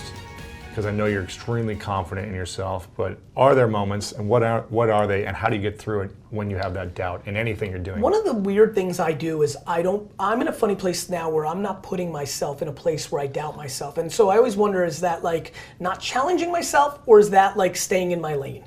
But like, I will tell you, like, the only thing I think about being, like, when you ask me like what's scary, here's reading in public is scary. It's terrifying. Because I can't read. Even like the last time I did the Ask Gary Vee book, like for the audiobook, you just kind of riffed. Well, you know what's funny? I always do that. Yeah. Because I get bored. Because that's why I got Fs. So I'm like, I don't want to read my own like, you know, I'm like, fuck this. I know what's in here. Like, okay, you know. That's why people buy the book and the audiobook, because they're like basically not even the same. Yeah. It was fun actually for me, because I'm like, oh, I'm a better reader than I've gotten. You know, I think I've been forced to read so much over the last 10 years as we became a computer-based, email-based, text-based world. But I don't like to, like, I would be, if you were like, hey, read my notes here right now to the podcast, I'd be like, you could literally ask me to get naked. I'm like, all right, well, fuck it. But if you said read this right now verbatim, I'm like, because I don't like that. But man, it's things like throw me in a pit of snakes. I'm like, I don't want that. Right. Like jump off this building. Fuck that. But there's nothing in business that makes you doubt No. yourself. Is there a situation that you could see, like you've spoken in front of 50,000 people? No. That's not scary. At this point in my career, I've been in the room with everybody. And that means I have not been in a room with a ton of people, but like every all the big leaders, every billionaire, every CEO. That's right. I'm of the cloth. Yeah. I belong. You're confident too, yeah. I'll be very frank with you. I think I'm better. I think when it's all said and done, I win this generation. I think Elon and Zucks and the Uber guys, I think a ton of people make more money. I'm convinced now that nobody will make more money and help people make more money than me in this generation. I will win. In that game, yeah. In the game that I like, yes. Which is winning personally and winning helping other people. I don't think I'm going to be touched. I think I will be the guy. I think they will go back and be like, look, here were the people that were entrepreneurs during a time when entrepreneurship was cool, and here are all the different things. Elon invented the craziest shit, and Mark Zuckerberg created the greatest, and Bezos created the best companies and made the most money. And then Gary did the best job of making the most money, and he bought the jets, and that became symbolic. But he also created millions of 100,000 heirs and millionaires. That's what Crush It's about. Yeah, and that's why Crushing It's about. I think that's really cool. I spend an enormous amount of time trying to make my audience awesome out of the selfishness of the legacy, not to get them into a top of the funnel to buy my book or my sneaker. Right. I ask for it, but I have zero vulnerability or expectation. Listen, you have a great business around your brand. A lot of other people do.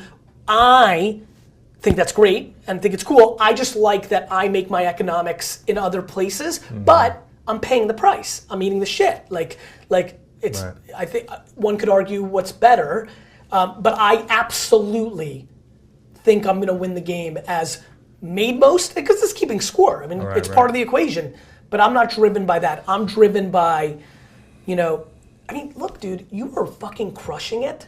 You were winning. You're doing so many great things. Do you know amazing? Like when I read, because Stephanie Land, my ghostwriter interviewed you for it, and then I'm going through it. Just reading your story about the book Crush It, and then of course I remember like getting picked up and going to the Cost Plus and all that. I picked you up in like a beater car, but when I had no money. But it's fun, right? Like first of all, one thing I know is like everybody's got it in them. It's not like I'm manufacturing. You were doing the LinkedIn party stuff. That's not Crush It, but.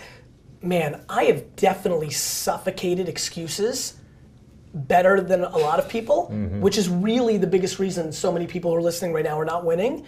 They are surrounded by people that are willing to accept their excuses on one very interesting insight. It's because those people don't give a fuck. Your friends and your family are letting you get away with your excuses because they don't care. I weirdly don't know you and I care, and let me tell you how to fix this. Get your fucking excuses out of your mouth. And so I think between that and then showing people this whole $1.80 strategy, I don't know if you've seen this. This has been great for me.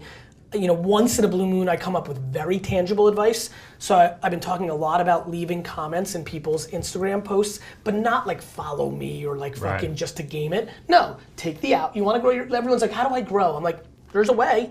It's called the thank you economy. Quietly go in nice and calmly, if you're a photographer, go to Nick's page. He's got fucking legit shit. He takes a photo of some pretty person, boy or girl, he's very good at that, in some beautiful setting, and look at it, and then leave a fucking comment that's meaningful, hey Nick, are you using this filter, or I noticed what you did with the light there, something that means something, not cool or fucking lit. You're not leaving the comment for the sake of leaving the comment. You're taking the actual hour and a half to look, add something of value. You do that on 90 different, the way I came up with it was leave your 2 cents, in a comment, leaving your 2 cents, go take 9 hashtags that are relevant to your business, and then go to 10 accounts or 10 hashtags, top 9. It used to be the top now, now it's just random 9. Yeah. So pick 10 hashtags, the random 9, that's 90, leave 2 cents. Now you've left $1.80 for the day. Yeah. Watching the last 2, 3, 4, 5, 6 weeks of people because it's funny, right? People are buying fucking likes and comments.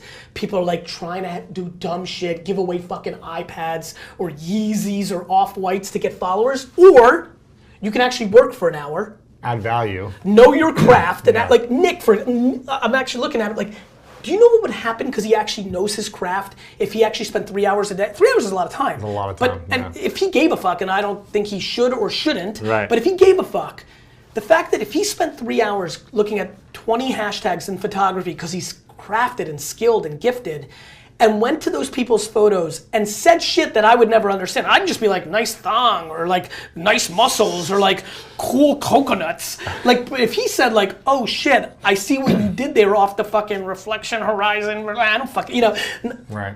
Well, that matters, because like people see that you're leaving something meaningful, right? Mm-hmm. Anyway, nonetheless, I don't even remember why the fuck I'm talking about that. Basically, I'm thinking about bringing the most value. I think it's mindset and strategy. I used to not like the motivational version of me. I've gotten much more comfortable in the last 18 months because I'm like, if I didn't think of it as motivational and I thought of it as strategy, because mindset's strategy, right? Like being insecure is a mindset. It was put into you for a million different reasons. Figuring out how to get out of that hole by who you surround with, how you think, what you do. Insecurity is the biggest poison in our lives. Like, insecurity scares the fuck out of me. Lack of self-esteem is why people do everything bad. Buy dumb shit to make themselves feel better, do dumb shit, like take dumb shit and put it into their body. It's all insecurity. I used to remember in high school, back to dating now, I'm going to tie these stories together. I remember when I realized, my friends drink alcohol to get courage. But they don't even that drunk, they just use it as an excuse to do shit that they wanted to do anyway. Right. It's just all fucking insecurity, man. Yeah. I don't know. What's your insecurity? What is my insecurity? My insecurity is... Probably my insecurity, I don't know if this is insecurity, this is gonna be very weird for a lot of people who don't know me. I hate being disliked. Which is a really funny insight, because the way I act in public and in my content shows a huge willingness to be disliked. But I only think of it simply as, if you really break down my content and my ethos and who I am, I'm willing to be disliked in the micro. I'm willing for you to not like me because I'm suffocating you and you don't like that I've put you into a corner, but you're gonna love me in 3 years. I hate being disliked. Why?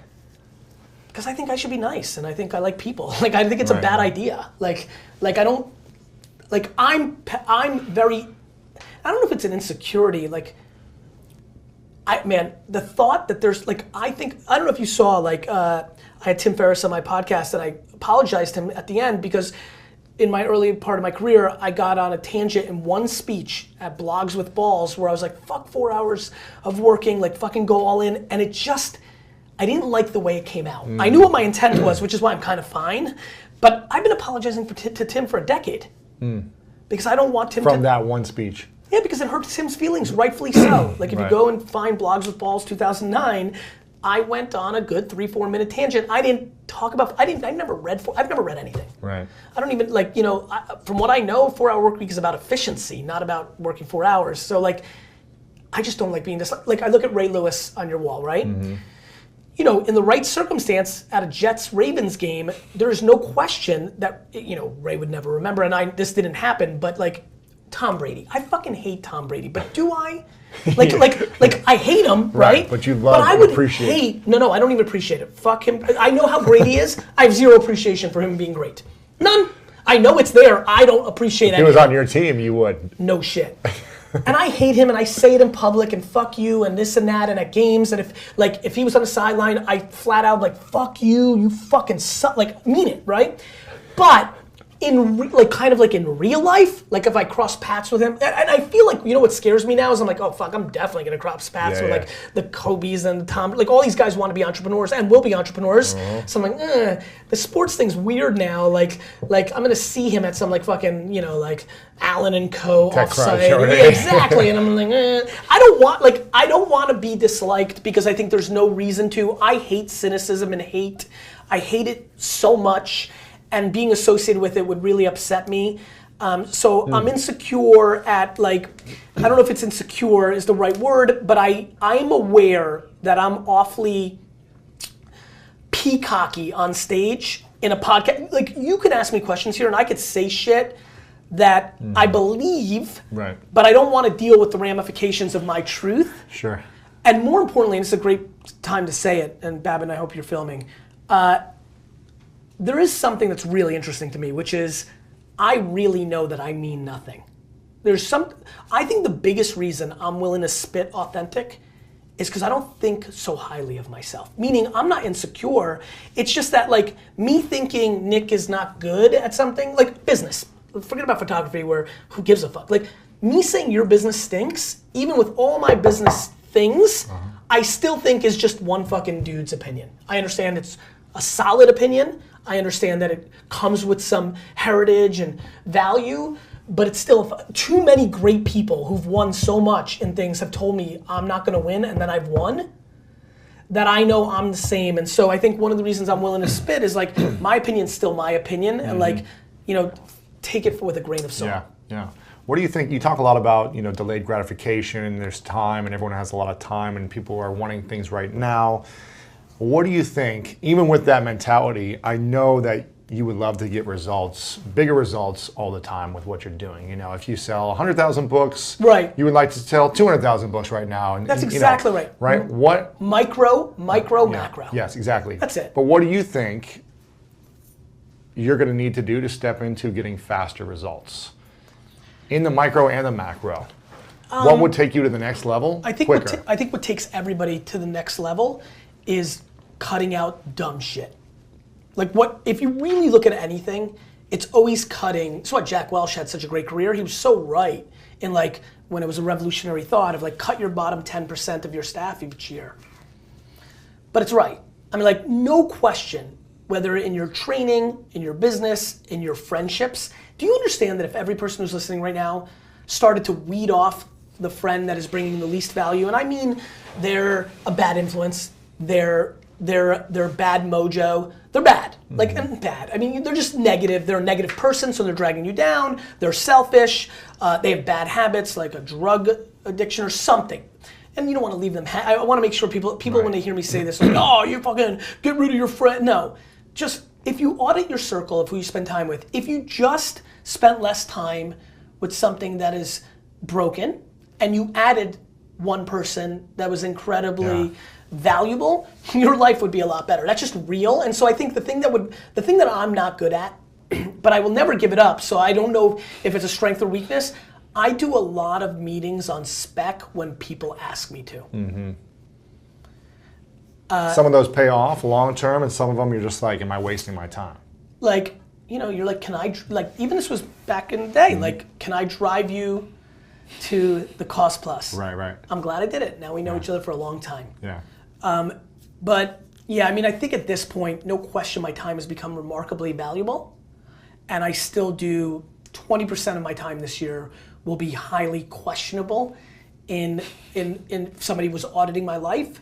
But you know, you're gonna have to, you know, at some level you gotta accept some of your humanity aspects. So, but I think that that is the thing that would take me to the next level, getting even more disciplined on every single thing I do, debating every single idea.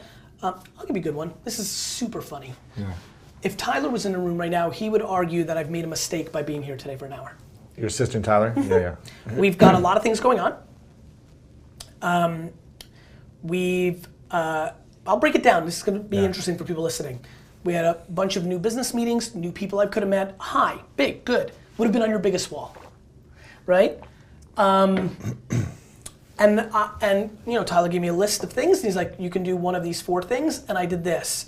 I would argue somebody analyzing me would say this is the wrong move. A couple of reasons. Number one, the new book, Crushing It, is selling so well that I'm not even trading for speaking or doing podcasts. I've never been this passive 2 weeks away from a book release. Right. Like, I don't even know what I'm doing. I'm like, this is like, I'm weirded out myself. I almost like weirdly want it to collapse and everybody returns to pre-sales so I get punched in the mouth for being so passive. This audience that is listening right now has heavy crossover. I've been on this show not too long ago. A lot of people that like you, like me, vice versa. Yeah. So, you know, I get somebody analyzing how do you get better, that this was the wrong choice for the hour. And I just like you. Yeah. I just wanted to see you. So like, I think, that's a human thing. Like sometimes you just have to do those things, so that's why I say I won't change what would make me better, but what would make me better is to analyze my time more fruitfully for micro results. Right. But for macro results, friendship, whose funeral are you going to show up to and why, I think this is the better decision. And so I will always make a macro decision, and I will take 100% of the macro results and only 60% of the micro results. And I think everybody who's listening, man, do I think 99% of the people are trying to maximize micro. Every fucking person, like, I'm blown away by people literally analyzing like what's in it for me in this fucking microsecond of this thing. Everybody, it's fucking so awesome for me to watch because I'm like, you've lost. Yeah. And people do that. And people do it when they don't fucking mean shit. I love people getting put on just a little bit and they think they're fancy and they just start valuing like. Right. Anyway, Babin, you're smiling because that's a big thing you've learned, right? It's huge. That, like, as somebody who like really gets to see everything I do in every minute, that's the one, right? This last 7-8 minutes, like if we can deconstruct this in a meaningful way, it's the one. Like I genuinely think that people are in the business of thinking what's in it for me, and I only think what's in it for me is my legacy. What are the 5 non-negotiable habits for you on a daily basis? Oh, that's a good question. So obviously this is going to depend on your goals. For me specifically, I think there are a few core habits that are going to serve everybody and certainly serve me well. So exercise is a huge one. I don't do it daily, but I train 4 times a week. Yeah. And I feel like if I didn't exercise, I don't know that I would be an entrepreneur. Like I don't know if I could handle the psychological roller coaster without the physical outlet. Yeah, the release, You probably feel that as like an athlete too. Gotcha. For being an athlete for so many years, I feel like I need to push myself physically in addition to mentally. Absolutely. If it's just mental, it doesn't do it for me. I need to have a physical outlet. So exercise. Exercise is one. The ultimate meta habit is reading. Because if you build a habit of reading, you can solve pretty much any other problem. You want to learn how to be a better podcaster, you can read about that. You want to learn how to meditate, you can read about that. You want to learn how to make more money, you can read about that. And so what you need is to develop a habit of reading, and then whatever problem you're facing at the time, you have a method for solving that. Okay. Writing for me is huge. I don't actually know what I think about something until I write about it. Huh.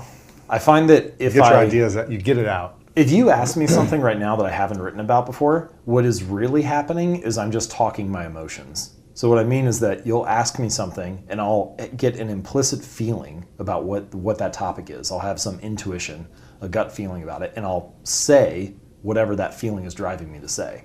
But I don't actually know if that's what I really think, what I deeply think, until I have the time to sit down, write it out, logically go through it. Because a lot of the time, if you would ask me the same question next week, I might have a different feeling at that time. So I'm talking different emotions. So I think I actually need to have time to sit with it a little bit and write it through to learn what I actually think. So writing's third. Exercise, reading, writing. I don't know. I would say that those are probably my main 3. Yeah. If I was going to pick 5 and the other 2 that I would add, going for a daily walk would be a huge one. That's one that I kind of aspire to because I don't do that every day. But anytime I do, it really benefits me. In what ways? Well, you see this with a lot of anybody who does creative work in particular, that something about getting outside and walking, I think this is just me spitballing, I don't actually have science behind this idea, but when your body is moving, it's very hard for you, one, to not be active mentally. Like if you think about someone who's shut down mentally, what does their body language look like? They're usually closed off, their arms, like they're sitting, they're not moving very much. Try to be closed off mentally and be dancing physically. It's very hard to do. If your body is moving like that, it's really hard for your mind to be shut down. Mm-hmm. So that's one thing. It kind of gets like the juices flowing. The second thing, and this is where I'm spitballing, I don't know if this is actually true, but I wonder about your non-conscious mind being like a bottleneck sometimes. And so if you're moving, if you're walking, it gives your non-conscious mind something to do. So you're like, it gets out of the way. And now you can actually have this stuff arise or think in a different way than if you're sitting. So I don't know. I think that those are 2 benefits. That's cool. Okay, so that'd be the 4th thing. Sleep is the 5th one. And this is one that I actually am pretty good about. So my cardinal rule is that I don't cheat myself on sleep. So if I stay up late and work till midnight, I'm going to sleep till 8 or 9. Sleeping in. Yeah. Like I'm not going to get up early because I don't want to cheat myself on that. But yeah, I think that those are kind of the core things. It's funny. Sometimes people ask like, oh, how can I double my productivity or something like that? And you'll see articles like that all the time, like follow this 1 5-minute trick to double your productivity. But the real answer to most of that stuff is like get 8 hours of sleep a night, exercise, don't eat like crap, and then instantly you have this boost of productivity and motivation. Exactly. I mean, You have energy. The fundamentals are covered 90% of it. Yeah, exactly. You said this, you said you do not rise to the level of your goals, you fall to the level of your systems. What are the systems you created to be successful beyond those kind of core habits right there? Yeah, so this is a really good question. I think first I just want to talk a little bit about that point that you do not rise to the level of your goals, you fall to the level of your systems. What do I mean by that? So often when we set about to change something or to achieve something, the first step is almost always setting a goal. And this is coming from someone like I was very goal oriented for a long time, right? Like you're an I would athlete. I would set goals for the things I wanted to do in sports, the goals for the grades I wanted in class, the goals for how much money I wanted to make in my business. And sometimes I would achieve those, but then sometimes I wouldn't. And so I had this question like, well, clearly I'm setting goals for both, so like that can't be the thing that determines it. And you see this a lot, that the winners and losers in a particular domain often have the same goals. Like every Olympian wants to win a gold medal. Sure. Every job candidate wants to get the job. So if the winners and the losers have the same goal, then the goal cannot be the thing that distinguishes the two. And the thing that distinguishes them is the process, the system behind the goal. And this is also important because achieving a goal often only changes your life for the moment. It's like, say you're, just take like a simple example. Say you have a messy room, and you get motivated and you set the goal to clean your room. Well, you can do that in an hour and then you have a clean room. But if you don't change the sloppy habits that led to a messy room in the first place, then you just end up with a dirty room again. Yeah. So it's like treating a symptom without treating the cause. And habits are a better solution in that case, because if you fix the inputs, the outputs fix themselves automatically, right? You don't have to fight to have a clean room if you have clean habits. And I think that that's true in a larger sense as well, right? Yeah. People want outcomes. They want to earn more money or lose weight or be more productive or reduce stress. But the outcome is not the thing that needs to change. It's the system that precedes it. So give me let's bust the myth of how many days it takes to set a habit. Because there's 14 days, 28 days, 60 days, a year. Right. If you do something every single day, and maybe it changes for each person, but what's the science or the statistics say about how long it takes to form a positive or negative habit, I guess? So 21 days is the thing you hear all the time, 30 days, 100 days, whatever. Right now, 66 days is making the rounds, is the latest. I saw that in another book. What was that book? Well, there was one study done that found that 66 days was the average for how long it takes. And as a rule of thumb, I don't think it's terrible. Like you should remind yourself, this is going to be months of work. It's not just going to be something quick. But even within that study, the range was quite wide. So if you did something simple, like drink a glass of water at lunch each day, it would take like 3 weeks. If you did something more difficult, like go for a run after work every day, that would be like 7 or 8 months. But I think actually that question to begin with is sort of there's like a broken mentality behind it. The wrong question. Yeah, it is. Yeah. Because if you ask that question, the implicit assumption is, when do I have to stop working? Or when is this done? And is it automatic after a certain period of time? Well, the honest answer to how long it takes to build a new habit is forever. Because if you stop, then it's no longer a habit. It's a constant choice and a decision, right? I think people often look at habits as like a finish line to be crossed, but it's actually a lifestyle to be lived. And if you look at it as a lifestyle change, then you're saying, okay, what's something small and sustainable I can stick to, right? What's something that can actually last over time?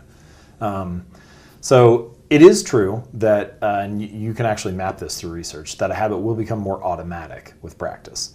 But this reveals another important point, which is that there's nothing about the amount of time elapsed that leads to habits being built. You could practice something once in 30 days, or you could practice it 1,000 times. What actually leads to a habit becoming automatic and becoming learned and ingrained is repetition. So the phrase that I like to use is not 21 days to 30 days, but put in your reps. I mean, that's the real thing, is you need to practice. And if you put in your reps, then your brain starts to automate how that process works. Yeah. What makes you an expert on habits? Oh, man. Based on lots of other people that are talking about habits. Why are you talking about it differently, and what have you discovered that's different than everyone else? Okay, so 2 questions there. So the first one is expertise. And I think that, and I've said this many times before, I'm just going through this with everybody else. I consider my readers my peers in the sense that we're all just trying things out. The only difference is I write about what I learn and share it each week, but we're all just learning along the way. Early on, I had a feeling like that. I was like, who am I to, I'm just a guy. Who am I to write about this? And I had a friend tell me the way you develop expertise is by writing about it every week. So I wrote a new article about habits every Monday and Thursday for 3 years. And that was how I developed the expertise on the topic, was by writing about it. You did research, right. And you said, here's what I found, here's what I tried, here's what worked, what didn't work. It's a combination of me reading the scientific literature and reading the research and then trying to distill the practical insights from that and testing things out in my own life as a weightlifter, a travel photographer, a writer, an entrepreneur, and seeing what that looks like, and then the two together. And I think you need both. Like, I don't want to be some new age version of an academic who's in an ivory tower just like theorizing about ideas. It's different what it looks like to put ideas into practice, right? Like, imagine you're a peak performance coach and you show up to coach like an NBA team. These guys are like, dude, you need to step on the court if you know what, right, to see what it's actually like. So you need to have both to have a firm understanding of that. So you were researching and you were applying it into your life. And what was the second part? The second question, which I think is probably the more interesting one, which is what makes my angle different, or what makes this different than every other book out there about habits? So you can broadly put books about habits into 2 categories. The first book, the first category is what I'll call motivation models. So motivation models are about what sparks a behavior. How do you get started? How do you get motivated? The second category is what I'll call reinforcement models. So how does a habit stick? How does it last? Why do certain behaviors get reinforced? And sometimes books will touch on one, but focus primarily on the other. A lot of the time, they'll just kind of live in separate worlds. That's what I would say is happening in like the self-improvement space. Then you have the academic space, so psychology or neuroscience or whatever. And a lot of those books are focused on the why, but not the how. They'll tell you why something happens, why a particular neuron fires, why a particular biological process works the way it does, but they don't tell you how to implement it in your daily life. And so what I wanted to do was try to combine the two. Why and how. Yes, a book that is both why and how. Why do habits form the way they do? Why are they important? And then how do they actually work? And my hope is that Atomic Habits was able to do that largely because of the framework that I put together. So in the book, I lay out these 4 stages that all habits go through. And I felt like we needed a new model because most of the models right now are either a motivation model or a reinforcement model, but not both. Okay. And you need to understand what both sparks a habit and what makes a habit stick. Maintains it, yeah. Yes, if you want to be able to understand how they work and how to make them last. And what are those 4 frameworks? So the first stage of every habit is a cue. The second stage is a craving or some kind of prediction that your brain makes. I'll give you an example of these in a second. The third stage is the response, and then the fourth stage is the reward. So you walk into the question I had that no model I could find could solve in any good way or explain in any good way was, why can the same person respond to the same cue in a different way? So let's say you get into the habit of going to the gym at 5 o'clock every day. But then sometimes work gets busy and you don't go to the gym at 5 o'clock. Current models don't explain that very well because it's like, well, the cue is 5, you should be going to the gym right now. It says the routine follows automatically after the cue. Or why does someone walk into the kitchen and see a plate of cookies and then they automatically want to eat it? But you could just as easily imagine that you just got done eating dinner in the other room and you're stuffed and you're full and you walk in and you see a plate of cookies and you're like, I'm stuffed, I don't want to eat anything. So what's going on there? And I think these 4 stages explain it, which is you see the cue or you experience a cue, and then your craving or your prediction differs based on your current state. So the way that you interpret the cues in your life is contingent upon the current state that you're in. The way you're feeling. Right. And also other things like your beliefs or your identity, the social group that you're part of, right? So like if you're in a different group, then maybe you interpret things in a different way.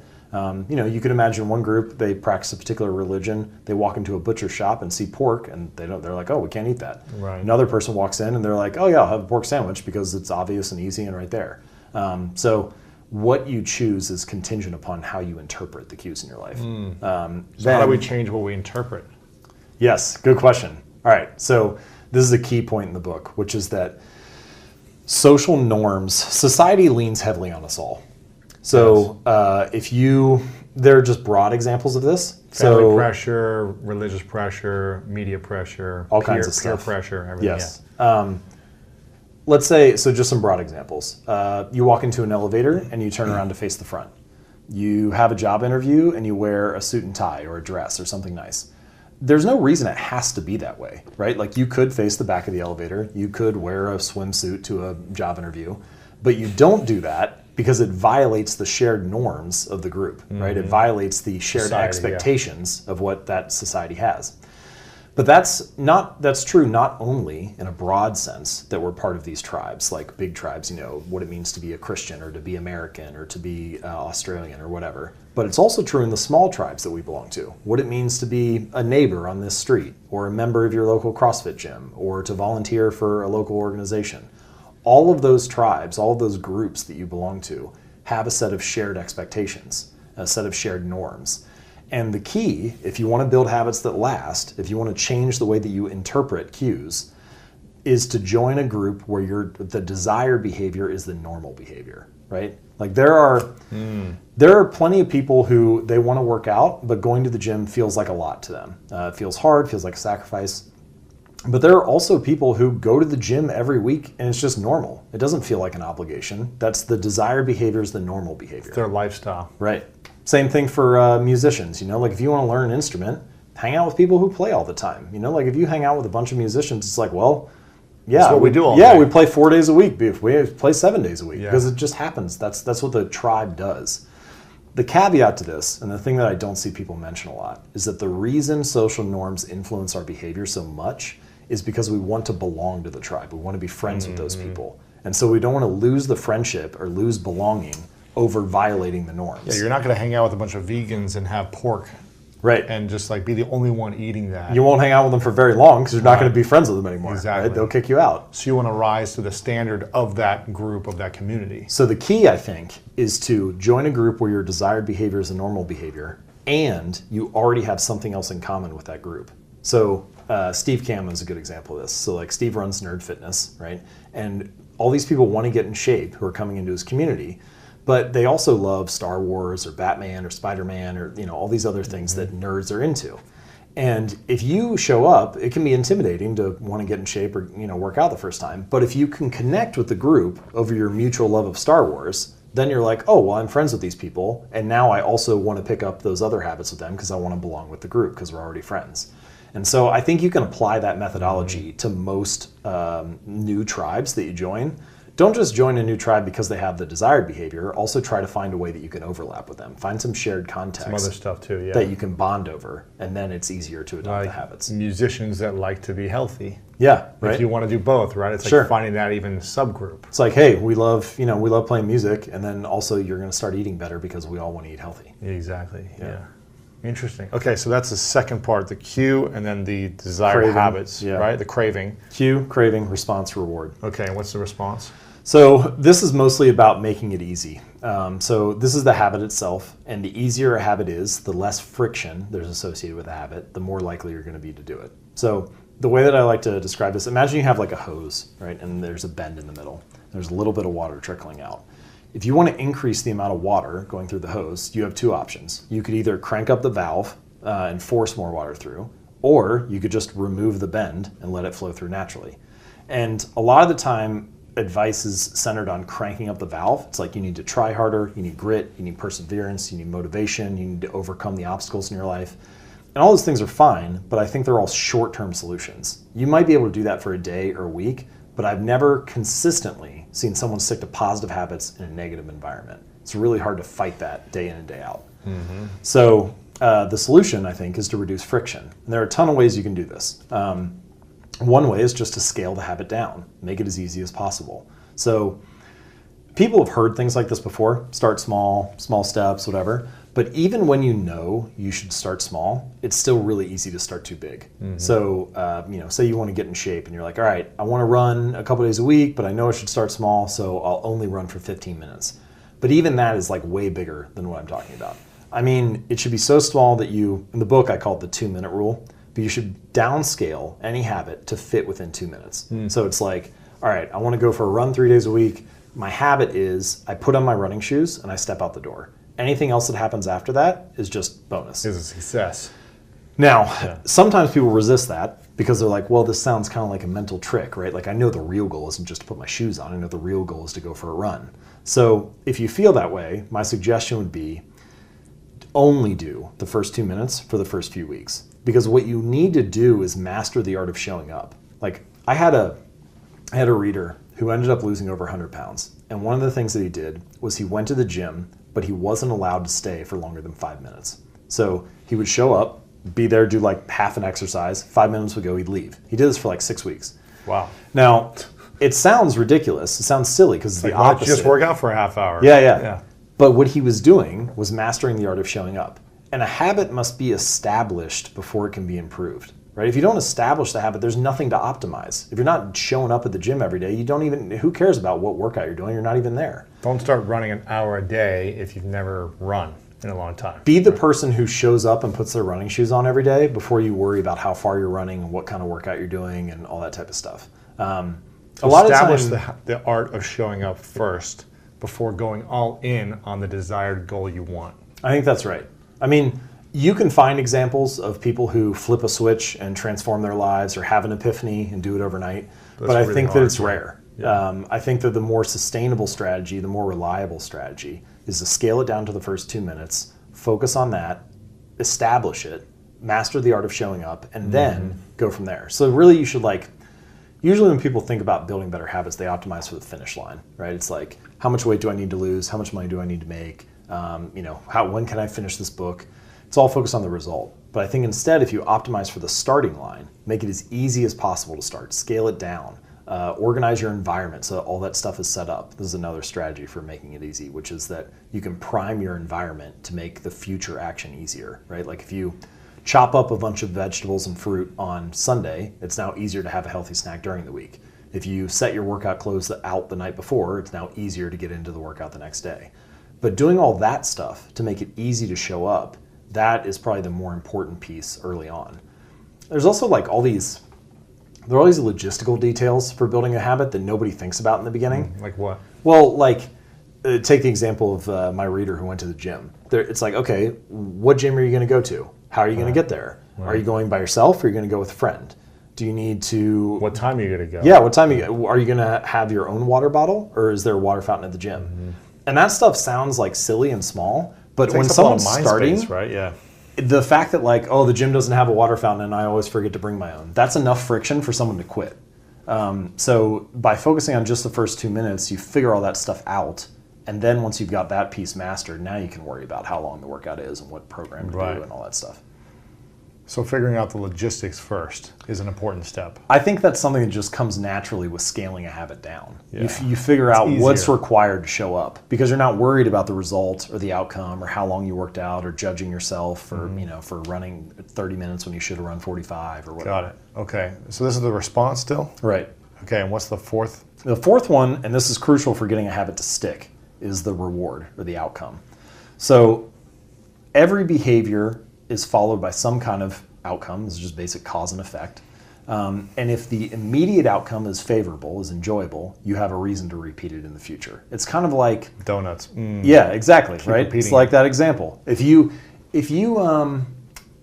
feel good, if you feel satisfied right after you do something, then it's like this positive emotional signal, and it's like, yeah, I should do this again. Yeah. So you can see this actually, business is a really interesting example with this. There are a lot of products, and some of the most successful products have some type of immediate satisfaction that is layered into them. So toothpaste is a very common example. There's no reason a toothpaste needs to taste like mint, but it does because the minty flavor and the refreshingness of it, it gives your mouth this clean feel. Mm-hmm. It's more satisfying, so you have a reason to do it again in the future. I heard an interesting one recently about car manufacturers, that some of them are adding a fake guttural roar to the car or the truck when you press the accelerator, because it just adds to the actual natural sound of the engine, so it makes it more satisfying to step on the gas and to drive the car. So there are a variety of examples like this, but if you can add, the key is it needs to be immediate, right? So like this is, in the book, I refer to this as the cardinal rule of behavior change, which is behaviors that are immediately rewarded get repeated. Behaviors that are immediately punished get avoided. And it's really about the speed of how quickly you feel successful. If it feels good, you have a reason to do it again. Is that why video games do so well? Video games are masters at this. They're masters at it. So they're masters actually at a variety of aspects related to habit formation. So one is they're really good at this immediate satisfaction. There are all kinds of things. You're actually constantly getting feedback in a video game. Even if you're just running, you hear the pitter patter of the steps. That's gratifying. It's the jingles of like picking up another power up or seeing a kill or something like that. Whatever the game is, you're always getting constant feedback. Sound, things that are on screen, they're really good at dripping out. Watching the score increase in the top corner, that is immediate feedback. So they have all these different ways of making you feel satisfied, and when you see that progress, you have a reason to continue in the future. This is one of the most effective forms of immediate satisfaction is progress. As soon as you feel progress, you have a reason to continue. It feels really good to see that you're making headway.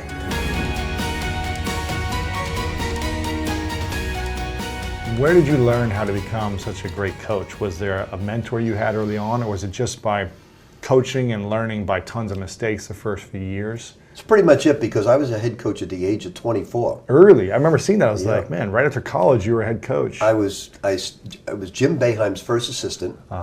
And then I got the head coaching job at Boston University at 24. I was coaching players 21 and 22 years of age. How is this possible? Because that wouldn't happen today, right? Maybe like a 31-year-old, maybe. Possibly. At like a D1 school, that's really young. Yeah. I got lucky because my college coach was a great player at Boston University, and he recommended me. So I got lucky with the job. I didn't know. It was all trial and error. Not until I became the assistant coach of the New York Knicks. Now, I learned all about the zone with Jim Boeheim. He was a great tactician. But I really learned basketball from a scouting, motivational standpoint when I was assistant coach of the Knicks with U.B. Brown. The 2 years I was with U.B. Brown as assistant with the Knicks really was like going into a basketball library for 2 years. Now, why the scouting motivational side of things? Well, the pros is all about scouting. It's all about preparation. It's all about motivating the pros because they're playing 82 it's a lot of to games. 90-something games depending on the playoffs. And they're fatigued. They're constantly fatigued. And you've got to motivate them. And what I call find their motive and turn it into action, because they're all different. Patrick Ewing is much different than Mark Jackson. Mark Jackson is much different than Charles Oakley. Charles Oakley was the physical presence on the team. And I remember calling Doug Collins and asking him about him because we traded for him. And he said, Coach, he'll either kill you or kill for you. Wow. So Oak was going to be my best friend.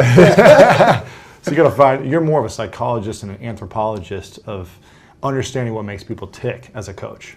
Very much so. I believe, we all have our way of coaching. I'm a running, pressing coach. Defense is a premium with us. But to me, it's all about getting the most out of someone's abilities. And that's the way I recruit. I don't go after necessarily top 10 basketball players. I go after guys, I learned a long time ago, Mario Gabelli, a financial investor in New York City. I went to him to try and invest Jamal Mashburn, one of my players' money. Helen Mashburn asked me to find somebody to manage his money. And I visited Goldman Sachs, JP Morgan, Merrill Lynch at the time, and Mario Gabelli Assets was the last person I visited in Rye, New York. And I tried to sound intelligent. I was young back then as the Kentucky coach. And I said, where do you get your talent from? University of Chicago, Harvard Business School, Wharton School? He said, no, not really. He took me to a back room where everybody sat. He said, I look for PhDs. I said, that's strange to look for PhDs in your business. He said, look, I look for poor, hungry, and driven people. I don't care where they go to school. And so I changed it to passionate, hungry, and driven people. I like that. And I go after passionate, hungry, and driven athletes who really want to pay the price to get somewhere. And then I put the team together. How do you find that PhD? How do you find that within someone? Is it something they say? Is it the way they look at you? Is it the hunger they have, or what is? Well, when I bring them in recruiting-wise, I want them to watch us practice. We go really hard. And some players right away you can tell they don't want to work that hard. If it's not exciting to them, they're out. Well, they don't want to work that hard. You can tell. You can check what other schools they're interested in as well. And they watch practice. What'd you think? I said, boy, you guys go really hard. When they say that, you know they're not for you. When they say, boy, I really, really like that intensity, you know they're for you. Interesting. So you create an environment for them so they can experience something. Then you ask them a couple of questions to see how they're going to respond. Very much so. Now, what if they seem hungry and then 2 weeks in, a month in, they start to realize, wow, this is a lot more than I thought. Like, I thought I wanted this drive, but you're putting me through the ringer, coach, and I'm dead here. Well, a lot of them go through that as freshmen. Yeah. Freshmen are like rookies in the pros, and freshmen, they look for ways out because they don't see gratification right away. And these young people today, they want it now. You know, they don't want to start at the bottom and work their way up. They want to start in the middle and get up in 2 weeks. Right. So they want to score 25 in the first game. They want to be dunking from the free throw line in the game, everything, right? And it's the entitled generation. Everybody talks about it. The entitlement of this generation. So you have to show them where it's going to take them.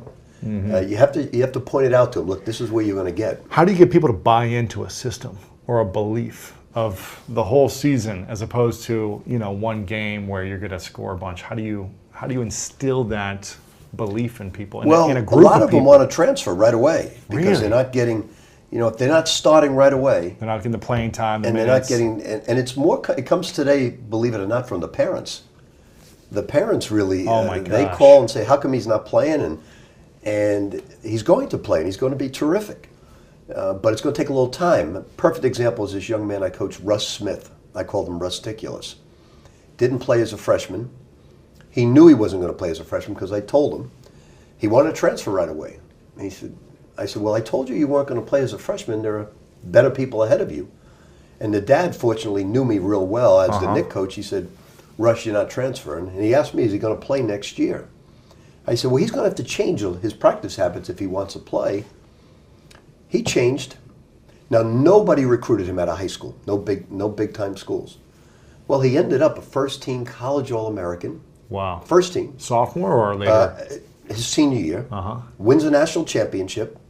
Goes to China and scores 61 a game in China. Wow. So he had a fantastic career. Played in 2 Final Fours and won a national championship. But he wanted to leave as a freshman. Yeah. It's a delayed gratification is what we should be looking for. Yeah, I think you have to understand the journey you're about to take, and it's the last stop is where you want to get to, but you're going to have to work along the way. What's the speech you give the first day everyone's together? What's the message you send to people about the season and the journey, especially in college? I meet with them individually first, and I tell them I'm going to get you to where you want to go, and most of them it's the NBA. Right. And if it's a realistic thing, I say, I'm going to get you there, but you're going to have to put the time and effort because you're not ready to get there. So I put them through, in between classes, I put them through the player development workout. A physical workout? Or It's 45 minutes of offensive basketball. It's what you need to become a pro, but you're going to need it 5 days a week for as many years as that you need to get there. This is before practice? In between classes. Just like ball handling skills? We'll do shooting, 3-point shooting. Wow. We'll do one-on-one moves with the ball, without the basketball. And by that I mean you'll move without the ball, you'll catch it, you'll rip it, you'll ball fake, you'll shot fake. I'll put you through all the drills necessary. The fundamentals. The fundamentals of becoming a really well-rounded basketball player. Not just an athletic phenom, which a lot of these guys are. They're probably just athletic freaks. Yeah, great athletes don't necessarily make it anymore in the pros because now centers, back when I first started coaching Patrick Ewing, you had Akeem Olajuwon, you had Kareem Abdul-Jabbar, you had all the great centers in the game from Moses Malone. Today those guys, and Shaquille O'Neal's probably the last dominating one. Today, the 6'11", 7-footers are shooting threes. Yeah. You have Cousins shooting threes. You have Durant at 6'11" shooting threes. Crazy. So the game has changed dramatically, and these guys, no matter how tall they are, they want a perimeter game, and that's what you try and teach them. Why do they want that? Because they want to score more? Because they watch it on they watch it on TV. They want to be not Kevin as physical. Durant. It's not as demanding in the body. You're not getting fouled every other play, probably. It's more glamorous. Yeah, right. Wow. And when was the last time you were coaching in the NBA? Was it 2000? Last time I was coaching was 17 years ago with the Celtics, 18 years ago. And that was a different experience than the Knicks. Yeah. Because I took over a program that won 14 games.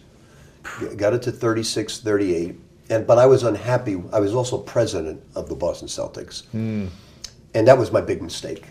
I shouldn't have taken on that dual president role. And the head coach. Well, I wasn't ready to be an administrator. I wasn't ready to run an organization, and it took away from my feelings as a coach. I was making trades based on saving money, and as a coach, your job is to win. Yeah. You can't pay attention to those other things. Yeah. You've got to be working with the president saying, this is what I need to win. Give me this. Right. Not worried about saving the owner money or the salary cap. Oh, that's challenging. Yep. Wow. What did you enjoy more, coaching college athletes or professionals? Well, it's going to sound a little trite, but wherever we won is what I enjoyed. I like that answer. I like that answer. Because we won with the Knicks. We won the Atlantic Division Championship. We won at Providence, Kentucky, Boston University, but we lost with the Celtics. So I didn't enjoy the last part of it because we lost. When you build a winning culture, the team gets along better. Everybody strives for the common goal of winning. And it all comes together when you win. Your relationships are better with the players. When you lose, it goes the other way on you. Really? Especially with professional sports. Yeah. What's the greatest lesson you've learned through losing? Well, failure is fertilizer. There's no question about it, to help other things grow. And you understand the steps, where you make your mistakes, and what not to do going down the road. Give you a prime example. I coached this young man, Bill Cartwright, with the Knicks. 7-foot center, great guy. And we had to have him for this game. We're on a huge winning streak with the Knicks. And I called him. He missed walkthrough. He said, Coach, I'm sick.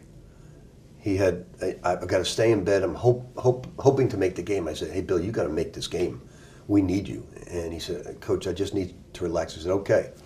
Then all of a sudden I told the trainer, I said, look, we need to get him in, get a shot from the doctor to stop his stomach problems. Get him in early and get him in. And Bill wanted rest. So you have to be your own messenger. I now sent the trainer to go to him, get him into the city. He's got to travel from New Jersey into the city, 45-minute drive. He wasn't up to it. He wanted to stay in bed. He gets him in. And my whole thing was to see the doctor, get the right medication to help him feel better for the game. Give him a chance to play the game. Bill took it as I didn't believe him that he was sick because I wasn't my own messenger. I sent the trainer. Trainer now relays the message. Hey, Bill, Coach wants you in the city right away to see the doctor. He didn't say why. We needed him. I needed you, Big Bill, to play the game the whole bit. And so now he's upset, and I couldn't figure out why. 2 games go by. I said, Bill, what's the problem? We're not on the same page here. He said, you didn't believe that I was sick. Of course I believed. I had to have the doctor see you right away so you could play in this game.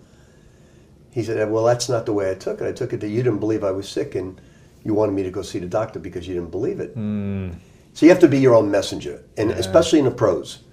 In the pros, you have a problem, you can't let it fester. You deal with it right away. Wow.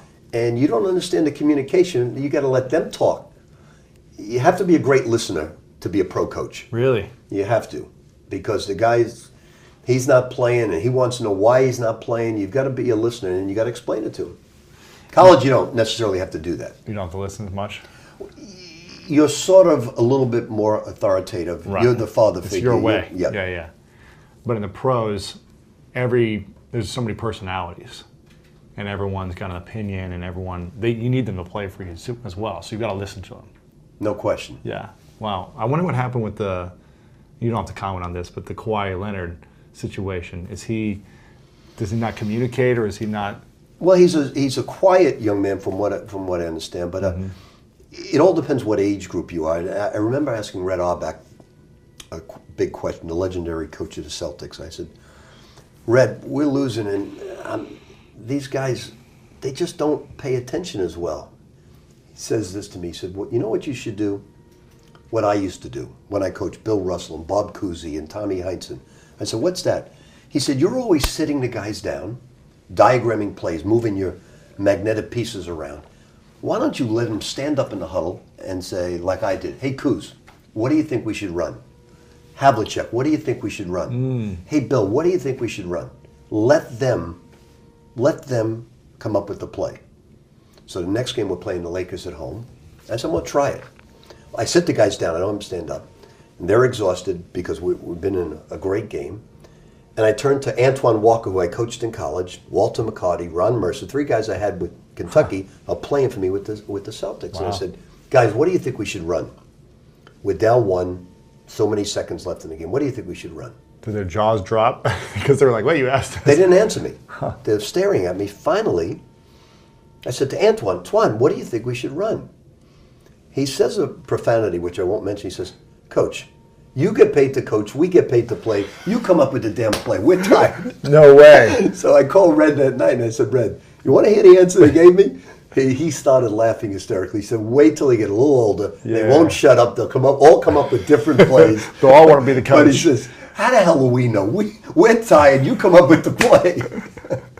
Amazing. So the most challenging place was when you were losing. Yeah, losing in the pros, because there's so many things that go into it. When you lose in the pros and you're out of the playoffs, they all go for stats. They want their stats because it's money time, and that's what they're based on. Right. At that point, they're not going to make the playoffs. So if you're not in the playoffs, they lose their interest and they want their stats. Just want to shoot the ball. It's not as much of a team. Winning play. is not as important when you're out of the playoffs. Yeah. I'm curious, as a coach, you're either a hero or the loser, and people are raving about you, or the next day they hate you, right? As a city or an alumni, whatever it may be. How have you learned to let go of what other people think about you, whether you're winning or losing? Well, today it's difficult. My son's the head coach in Minnesota, and he gets on. He reads everything, and his wife reads everything, and it's like injected. In the media, you mean? Yes. Yeah. Well, you go on the internet, and you could have. He's at Minnesota, and you could have Wisconsin fans, Ohio State fans, Michigan State fans get on the internet and just kill you. And it's like injecting yourself with poison almost. Mm-hmm. So you've got to have blinders on. You can't lose focus as a coach. Your job is to motivate the team, put them in the best situation where they have a chance of winning. Give them everything you can, from analytics to scouting to preparation to player development. Give them everything you can. And you can't lose focus. You have to have blinders on. And if you pay attention to the internet, if you pay attention to what the media is saying, it opens up Pandora's box, and it's a big negative. And we have right now a president that reads everything and listens to everything and watches everything, and then turns around and responds. And responds. Reacts, yeah. You just can't be that way as a coach. You have to have blinders on and focus on the game at hand, which is winning. The next game, player development. And if you don't have that, if you start getting distracted like that, you lose your ability to win. How did you learn how to not let it affect you emotionally, during any time during the season, when you're on a winning streak or when you're on a losing streak and everyone's against you? How do you put the blinders on? Well, fortunately for me, it's happened only once in my life with the Boston Celtics. Outside of that, we've won. That's got to be nice. Well, you don't win right away because you're taking over programs that are down, and you understand them. And you explain to the fans, this is what's going to take, this is the period of time, and you hopefully you come through earlier than expected. Right. And that's a key. But you tell them right up front, this is what it's going to take. It'll take some time. It's going to take a couple of years of recruiting. Yeah.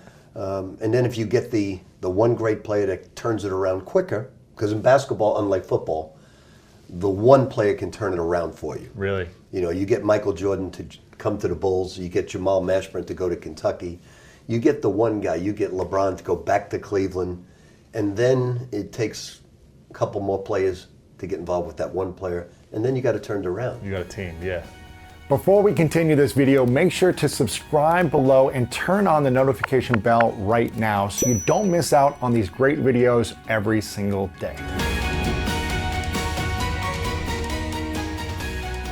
And what success really means, I'd like to share with you and your audience. Yes, please. I'm working at Stewart's Cleaners. I come there one day after John Marshall High School. That's what was my job after high school. I swept the floors, I brushed the blankets, I put the little drapes on the hangers and all that good stuff. So I came there and Stewart, who was tight, this guy was so tight he squeaked when he walks, really a tight one. He had to pay me $1.25 an hour because it was required for young people. You could not pay him less than that, okay? Or he'd pay me 50 cents an hour. So I go there one day. This is in the late 50s now? No, this is now going into the late 50s. Yeah, it would be the late 50s, early 60s, late 50s. Anyways, Stewart said to me, I want to talk to you, Johnny. That's what they called me in those days. I said, okay. And I said, oh my God, what did I do wrong? You know, he says, last night I was working late. And that little mezzanine where we have the cot upstairs, I wanted to rest a bit. So I went up there, took my wash off, put on the little table, and it dropped on the floor. Now this is a cot where those old spring cots that are open on the bottom, a little mattress on top. He says, I reached down to get it, and I noticed under the cot, there wasn't any dust. He says, I just moved it. So he used to move this thing, and the filing cabinets behind, there was no dust. He says, you move everything when you clean it, as if I'm washing you all the time. I said, Stewart, I like my job. My mom growing up had my brother and I clean the house. We would do dishes, everything. We were part of it. You hired me for a job. I'm going to do it whether you're looking or not. He says, I've never, ever had anyone work for me that does that well. I'm going to give you a raise. You're now making $1.50 an hour. Now, where I went to high school, for those kids that even were lucky enough to have a job, I probably was the highest paid kid at the time. Sure. But it showed me this. What is success? Success is not how much money or how much power you have. Success is how well do you do what you do when no one else is looking and keep on doing it. Successful people do all the things unsuccessful people don't want to do. And my two biggest suggestions to people that are entrepreneurs, working for someone or working for yourself as an entrepreneur is two things. One, be prepared for a lot of rejection.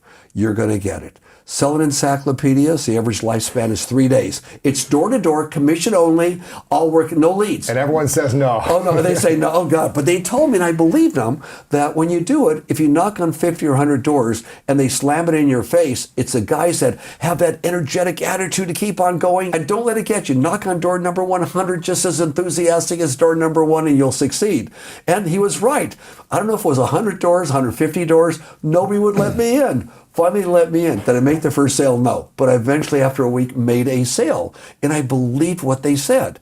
So one of the great things is, if you're ready for rejection, whether it's your parents, your friends that say, you don't have enough money, you don't look like this, you're not that, no one's going to like you, we hate your idea, no matter what it is, you're going to get rejection. When people say no, no, no, no, no, you know you're going to get it. Be prepared for rejection. If you're prepared, it's not going to hurt you as much. The second thing we already covered, go into the reorder business. Have the quality of your product or service so darn good, people are going to reorder use it again. Yeah. Why do you think now, especially, so many people are afraid of rejection? I feel like people don't want to launch something, their business idea, their book, a podcast, whatever it is, because they're so afraid of what might happen wrong. Why is that? An unbelievably perfect question. What world are we looking in today? Okay? An example, politically, no disrespect, so you know where I stand politically. Yeah. I am an independent. I'm not a Democrat. I'm not a Republican. I actually give to both parties, but only individuals that I like or think are going to do something. So I'm not in the middle, right? Yeah. But what do I see around me? This is not America. If you're, for example, God forbid, someone that puts up a Trump sign, not that I agree with them, okay, but someone puts up a stop sign, it's, oh, you're a racist. Right. Oh my God, you don't believe in freedom and you don't believe in ecology. Well, no, wait, hold on. You don't have to say that to people. They may be wrong, you may believe differently, or vice versa. You know, oh no, we should be socialistic, everybody should have everything free. It's like, well, wait a minute, why are you segregating? America is we the people of the United States of America. I don't care if you're to the left, to the right, express your opinion and don't put somebody down for their opinion. But whether someone is right or somebody is wrong, we've got to stick together. We can't have a split nation. Right. And I think if we go forth with love and realize that it's going to be good in everything we do. Sure, yeah. Is that why you think people are afraid to say something, to launch a business, to create something in the world, because they're going to get so much hate or backlash or rejection? That is correct. Because they're just afraid of the world. A lot of people are afraid because they look at both sides, how everyone is putting everybody down. As this one is saying, if you vote for them, you're going to start losing jobs, the economy is going down. Now, whether that's right or wrong, who knows, right? The other side, if you vote for this guy again, whatever, look at all the misery that's going to happen, wars, everyone hates us. I mean, it's one against the other. Yeah. Well, of course you'd be afraid. And then we're through a time in our lives where a lot of people aren't working. A lot of people are saying a lot of things about other people. One of the great rules of life, and this guy wrote this great book, was it the 4 and 5 Agreements? The 4 Agreements. Four Agreements. And they wrote no 5 Agreements. One of them in there is the most important agreement of it all. And it is this: do not spread gossip or put anybody down. You start spreading the wrong information to people, and all of a sudden you find out you were wrong. They told someone else, they told somebody else. You're destroyed. Now you find, oh no, it wasn't true. One of them is, don't be around people that gossip. Stay away from that. If there's bad news, don't give it out. Yeah. Look at the higher side, the positive side, because you tell one person, and if they're low on the tone scale, they're going to tell another. And if someone's really down, they're low or angry or upset, they're going to say, oh yeah, this is the truth, and tell others to kind of agree with how they're down, how everyone should be down, because look how bad things are. Opposed to, no. Things aren't that bad. That's why I'd love to share the story with you and your podcast. You let people see the truth. By people knowing I started Paul Mitchell with $700. My partner threw in $350. My mom put in some money, not even knowing that's what she was doing, and I put a little bit. America still works. It's we the people. All this negativity, don't pay attention to it.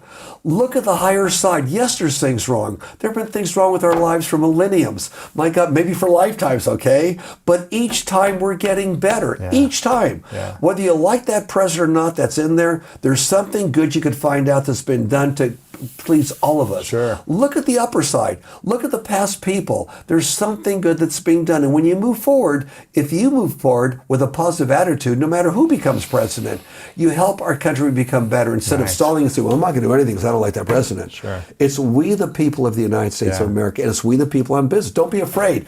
Put your message out there. Put it out there. It's okay. So many people are afraid to put their message out because, well, that might be too much this way, too much that way. Ooh, people may consider that instead of solar energy, it's a new form of energy. I've been only talking about solar energy, otherwise I'm going to be big in trouble, Right. Be free. God wants you to be free. He created you in His image. He wants you to be free to speak your word. If someone doesn't agree, that's their problem. But don't put anybody down for saying their word or in their products or their and don't be afraid to start something. People, we started Paul Mitchell when it was the worst scenario ever with no money. We weren't afraid. We believed in ourselves. With all the doors closed, we kept on going forward. When the going's tough, the tough get going. That's true, yeah. It seems like people are more afraid of the fear of rejection than actually being rejected. It's like they've never even been rejected, but they're just afraid that it might happen in the future. How does someone learn to overcome the fear of potentially being rejected? Great question, okay? First of all, what is fear? Fear is the unknown. It's the only reason people are afraid. They're afraid because they don't know what's going to happen. They don't know what this person's going to do. They're afraid. They don't know the outcome. So if you're fearful, find the problem or find the unknown. Even in a problem, there's an unknown.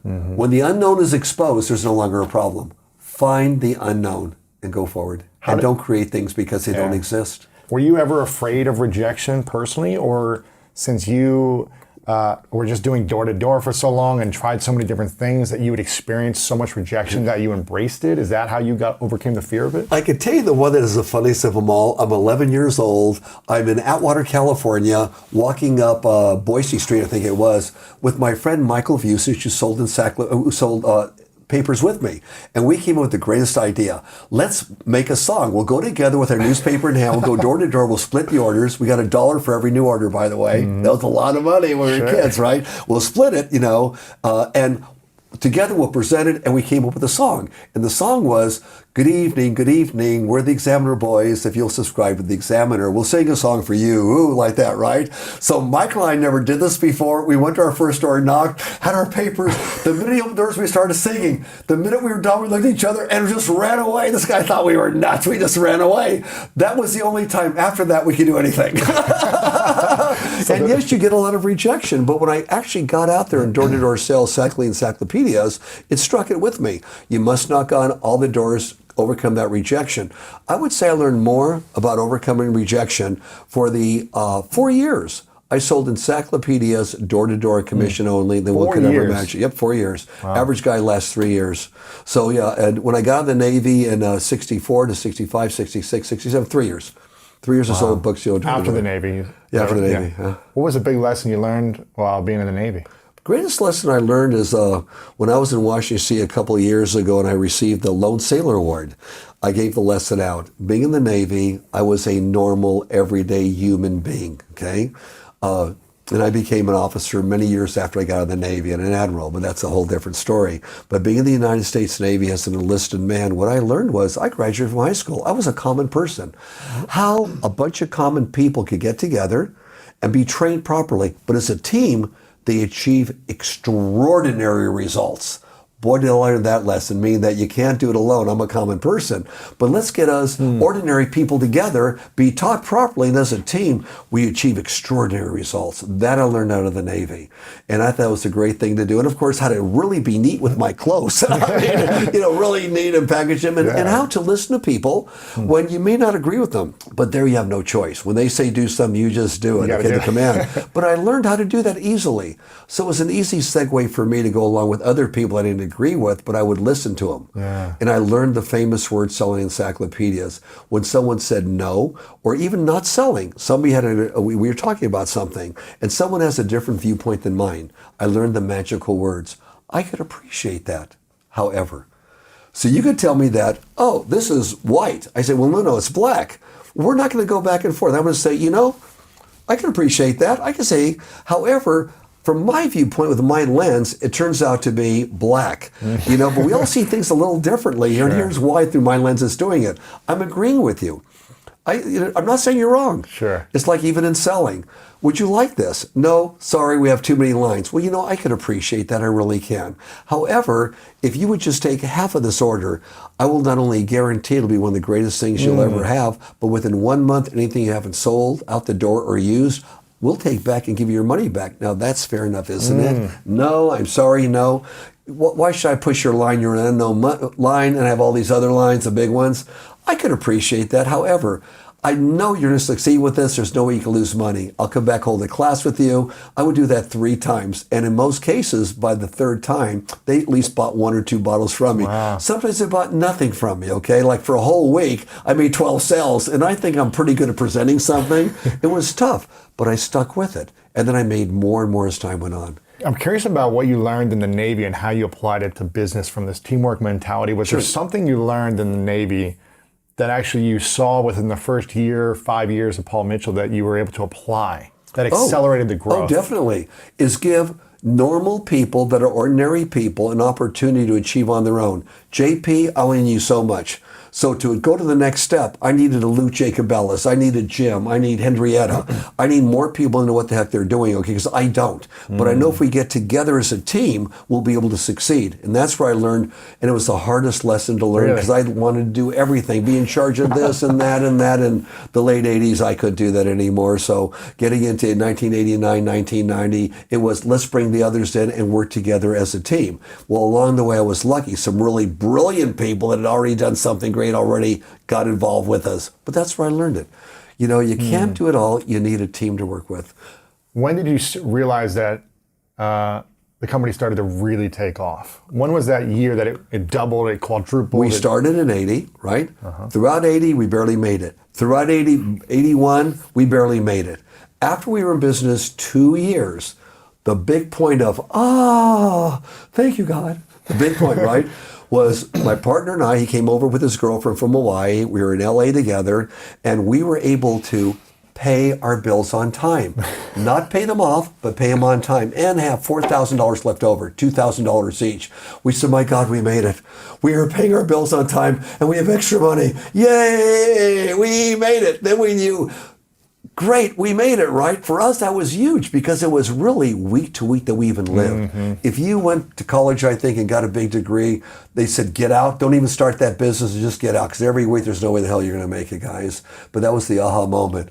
It wasn't maybe in anyone else's eyes, but in our eyes, it was gigantic. What a win. We paid our bills on time. On time. And when was the moment or the year that you realized, wow, like, I don't need to worry about money anymore with this business? When was it like, okay, there's an abundance coming in. I don't have to stress about this anymore, paying my bills, having enough money to pay for 5 things. years in business, 1985. Really? It was enough where enough money started coming in where there was a little extra, not just to try to pay off the little house payment, but also put some money aside. Yeah, that's when it started in 1985, 5 years in business, where you would call money, it was building up to that point, where at that point it was, this is enough, and I'm going to be okay for the rest of my life. And the first thing I want to do, and I would suggest to everybody, if you run into a lot of money, first thing you ever do, pay off your house. Pay your house off, okay? And even if it's a 1% interest rate, pay it off. Why is that? Because if everything goes wrong, you have a place to live, okay? When you pay, on your way to paying your house off, have enough money in a bank, which is the worst place to put your money because you make no money in your bank. You go negative today, right, your bank. Have enough, though, in there, cash on hand for 6 months of living. What's your mortgage payment? What's your insurance? Going to the movie theater, food. So if everything went wrong, like what happened these last several months with this pandemic going on, you know you're going to survive even if you didn't have a job for 6 months. So you have that in the bank while you're doing that, pay it off. Now, once you have a home, you have that in the bank. Now your next thing to do is to put enough money aside. Don't raise your standard of living much at all. Raise it very little, okay? That extra money, invest it somehow, where if everything went wrong, you have that 6 months now for the rest of your life. And it doesn't take that much money to do it, right? You have that. Once you have that, never touch that. That is secure. Never mortgage it. Keep it all safe. And then go on with it, whatever else you want to build. At least you and your family can live okay in a house and support yourself for the rest of your life. Sure. And in your opinion, what do you think is the best investment an entrepreneur should make? Say they're at year 3 to 5, like you were at. They started to make some money finally. They've got an extra 100 grand. 500 grand, maybe even $1 million in the bank that they brought in pretty quickly, that this money that they've never had before, it's there. What would you say they should do with their money? Should they put it back into their business, all of it? Should they diversify in real estate, start another business? What would you suggest? We put everything in because we had nothing. That's why it took 2, because we had nothing. So it took 2 years to even have a couple $1,000s. If your bills are paid already and you have this extra abundance of money, if you're fortunate enough to have that, and in America you can. Even homeless people like me made it, okay? You know, you have it. Is 6 months, is that in the bank? How do we pay this mortgage off? So I have a home. Okay, and then from there, you want is very, very important. There's so many great opportunities out there. And I've lost money in new business, everything. Invest in your business before you invest in anyone else's business. Wow. I've lost money investing in other people's businesses. And if you're not going to invest in your own business, if you have more than enough, before you start investing in someone else's business, remember this. If that year, and I tell a lot of friends of my entertainment the same thing, at Big Ears Entertainment, right? This year that you're working, you made this money. That's it. You'll never make another dime. So if this is what you made that year, where would you put it? And do that every single year till you have such an abundance that when you start investing in other people, it's not going to hurt you or your family as time goes on. But invest in your business before anyone else's business. Right. Because you have control of it and you know what comes out of it. That's true. Did you ever start investing in real estate or stock market eventually, and was that something that you would recommend for people, or just stay focused on your own business? You know, when you get in the stock market, you know, you can make and you can lose a lot in the stock market. Quickly. My suggestion, don't hit the stock market. You know, wait a little while. And if you do invest in the stock market, man, look at companies that have been around for decades that have growth through the 80s, 90s, and that have growth every single year. Even though they go up and down, their growth is every single year, okay? Look at those companies, or some that may pay a dividend out, they've been around for a long time. Don't gamble that money. Real estate is good, but a lot of people over-mortgage. They'll get into real estate for 20% or less and buy it at a high market. All of a sudden, the market drops, and they still owe that to the bank, and it dropped below the 20% profit. And the sale of that, with the commission for the person who sells it, where now they're upside down.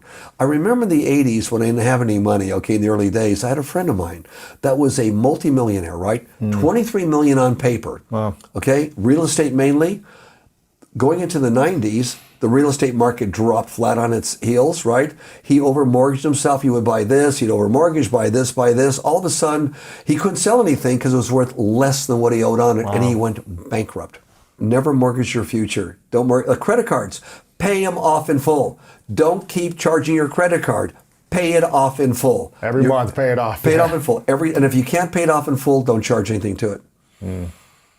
People got in trouble with credit cards, 3, 4, we'll charge this when all of a sudden they're upside down. I'm 37 right now.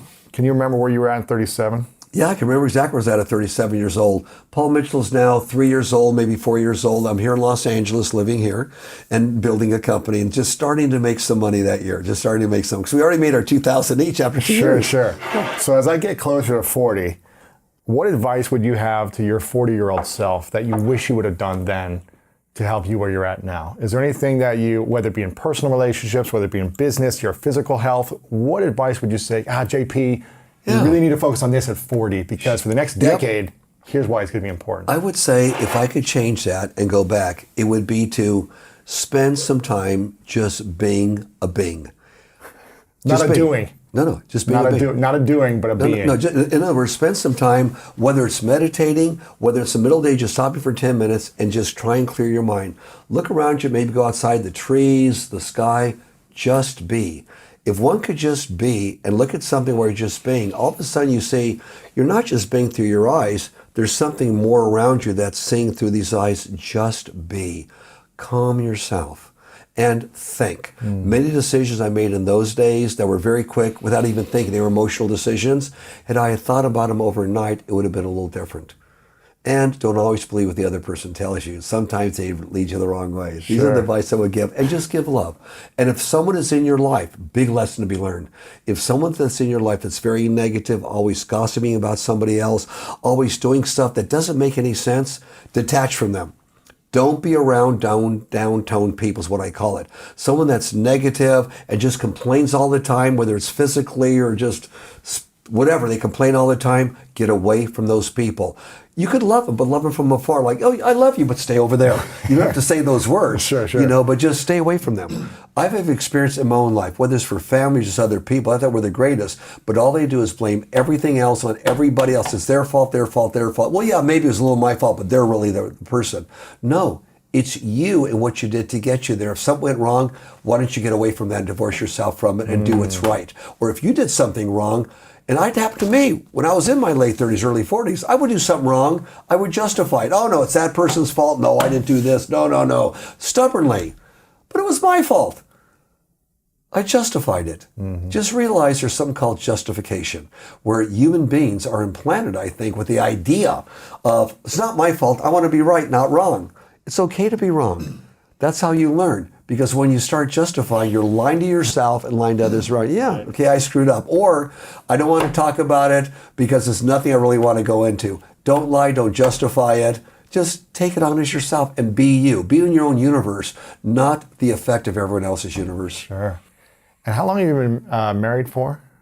27 years. Eloise and I were married in 93. 27 years. What's the greatest lesson your wife taught you that you started to apply to your business that supported your business, being with her? Actually, wonderful lady, not only beautiful in appearance, she's probably the most beautiful woman in the world, but also beautiful with her heart. She's a very, very good person. And from her I learned, I don't know about that person. Feel them out a little bit, okay? I feel something wrong here.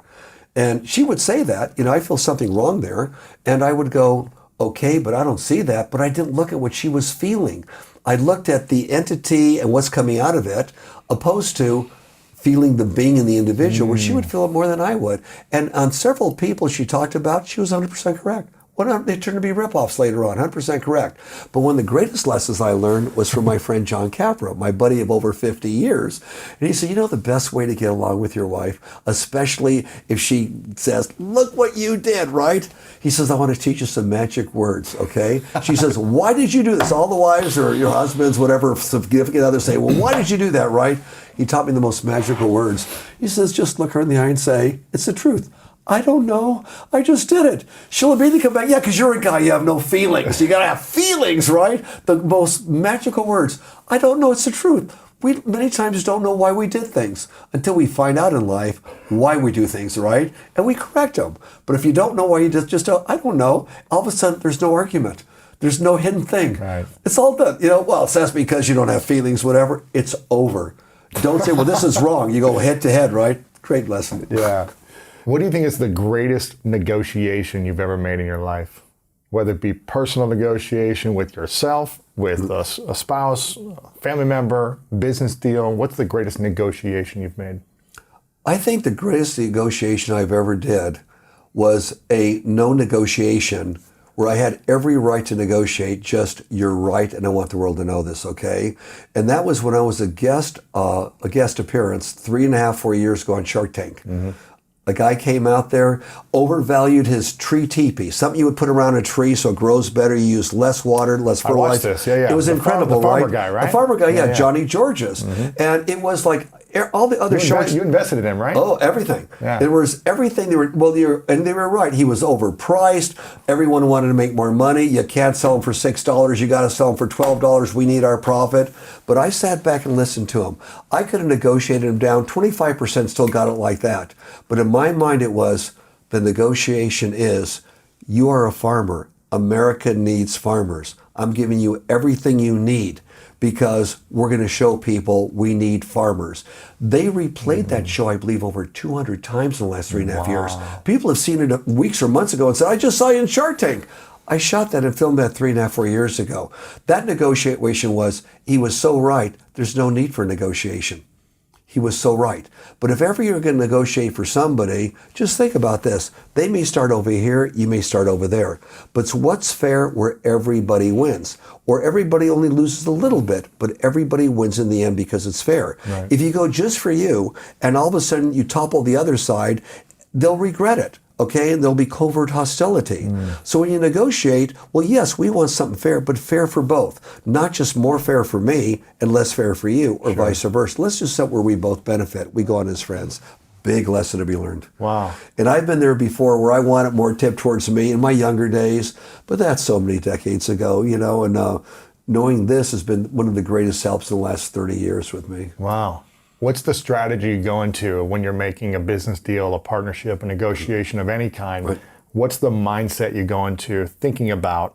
Is it the outcome you want? Is it how do I connect with this person in a certain way? Where do you go there? Well, in many cases, is what I'm looking at something I want, and is it going to do the greatest good for the greatest number? Today, I look at who I'm with. I'll give you a couple of examples, okay? I did something in North Africa, oil and gas, all right? Put a lot of money in there. It didn't happen. I was sued by people in the country that were very, very powerful. Not one attorney would represent me. Of course, they found us guilty, made it 10 times whatever what they should have even asked for in the first place. Took years for them. I couldn't even get an attorney, right? When we came to the United States, and that's for the next thing I'm going to give you. We came to the United States. I lost in one judicial system, but they brought it back and I won. I won in a federal court, I won in the appellate court, and the Supreme Court refused to say, no, this is fine. We're not going to review this period, right? But I stuck by it all the time. I stuck by it. And that lesson to be learned there is be careful who you do business with, okay? Because those that you think you could trust can turn on you for financial reasons, period. I've had people sue me saying that, oh, you fired this person and it was your fault and you did it so it saved you millions of dollars. Biggest bunch of I've heard in my life. That's the story they came up with. Right. It was amazing. So when you're there, a lot of people come after you and you figure, how unjust is this? This is totally unjust. How dare can you? So here's the next phrase I want to give everybody. Put it on your mirror, especially if you're down and you're going through troubled times and you can't sleep at night. And the quote is this: in the end, everything will be okay, ... And if it's not okay, ... it's not the end. The ... is pause. In the end, everything will be okay. And if it's not okay, it's not the end. I look back at some of my big situations where people falsely have accused me of stuff. I didn't do it, which really pissed me off, right? I'm on some lady's website for 10 years I've never met in my life, and she says me and her husband were in cahoots against her. I've never met this lady in my life. She doesn't know me. But every bit of she can bring up, or lies, or extra, she brings up, it's just, she takes a little thing, just, why would you do this to me? But I learned in the end, everything's going to be okay as long as you know yourself. So if someone has this, no matter what you're in, and think about it in your own life, whether it was financial or with an affair you had with somebody in your life, or with your mom or dad, just something went wrong. In the end, it came out okay. But during that time, you worried, you were fearful, you didn't know the outcome. There was an unknown. Yeah. It usually turns out, in the end, everything's going to be okay. And fear is your biggest obstacle. Yeah. And it usually turns out to be okay. If you're looking for more greatness in your life, make sure to check out this video right here. And also check out our free PDF, The 3 Secrets to Unlock the Power of Your Mind to help you change your life. Download it right here. Really helped with my sanity to have that sort of something that was so clear to me, that was black and white.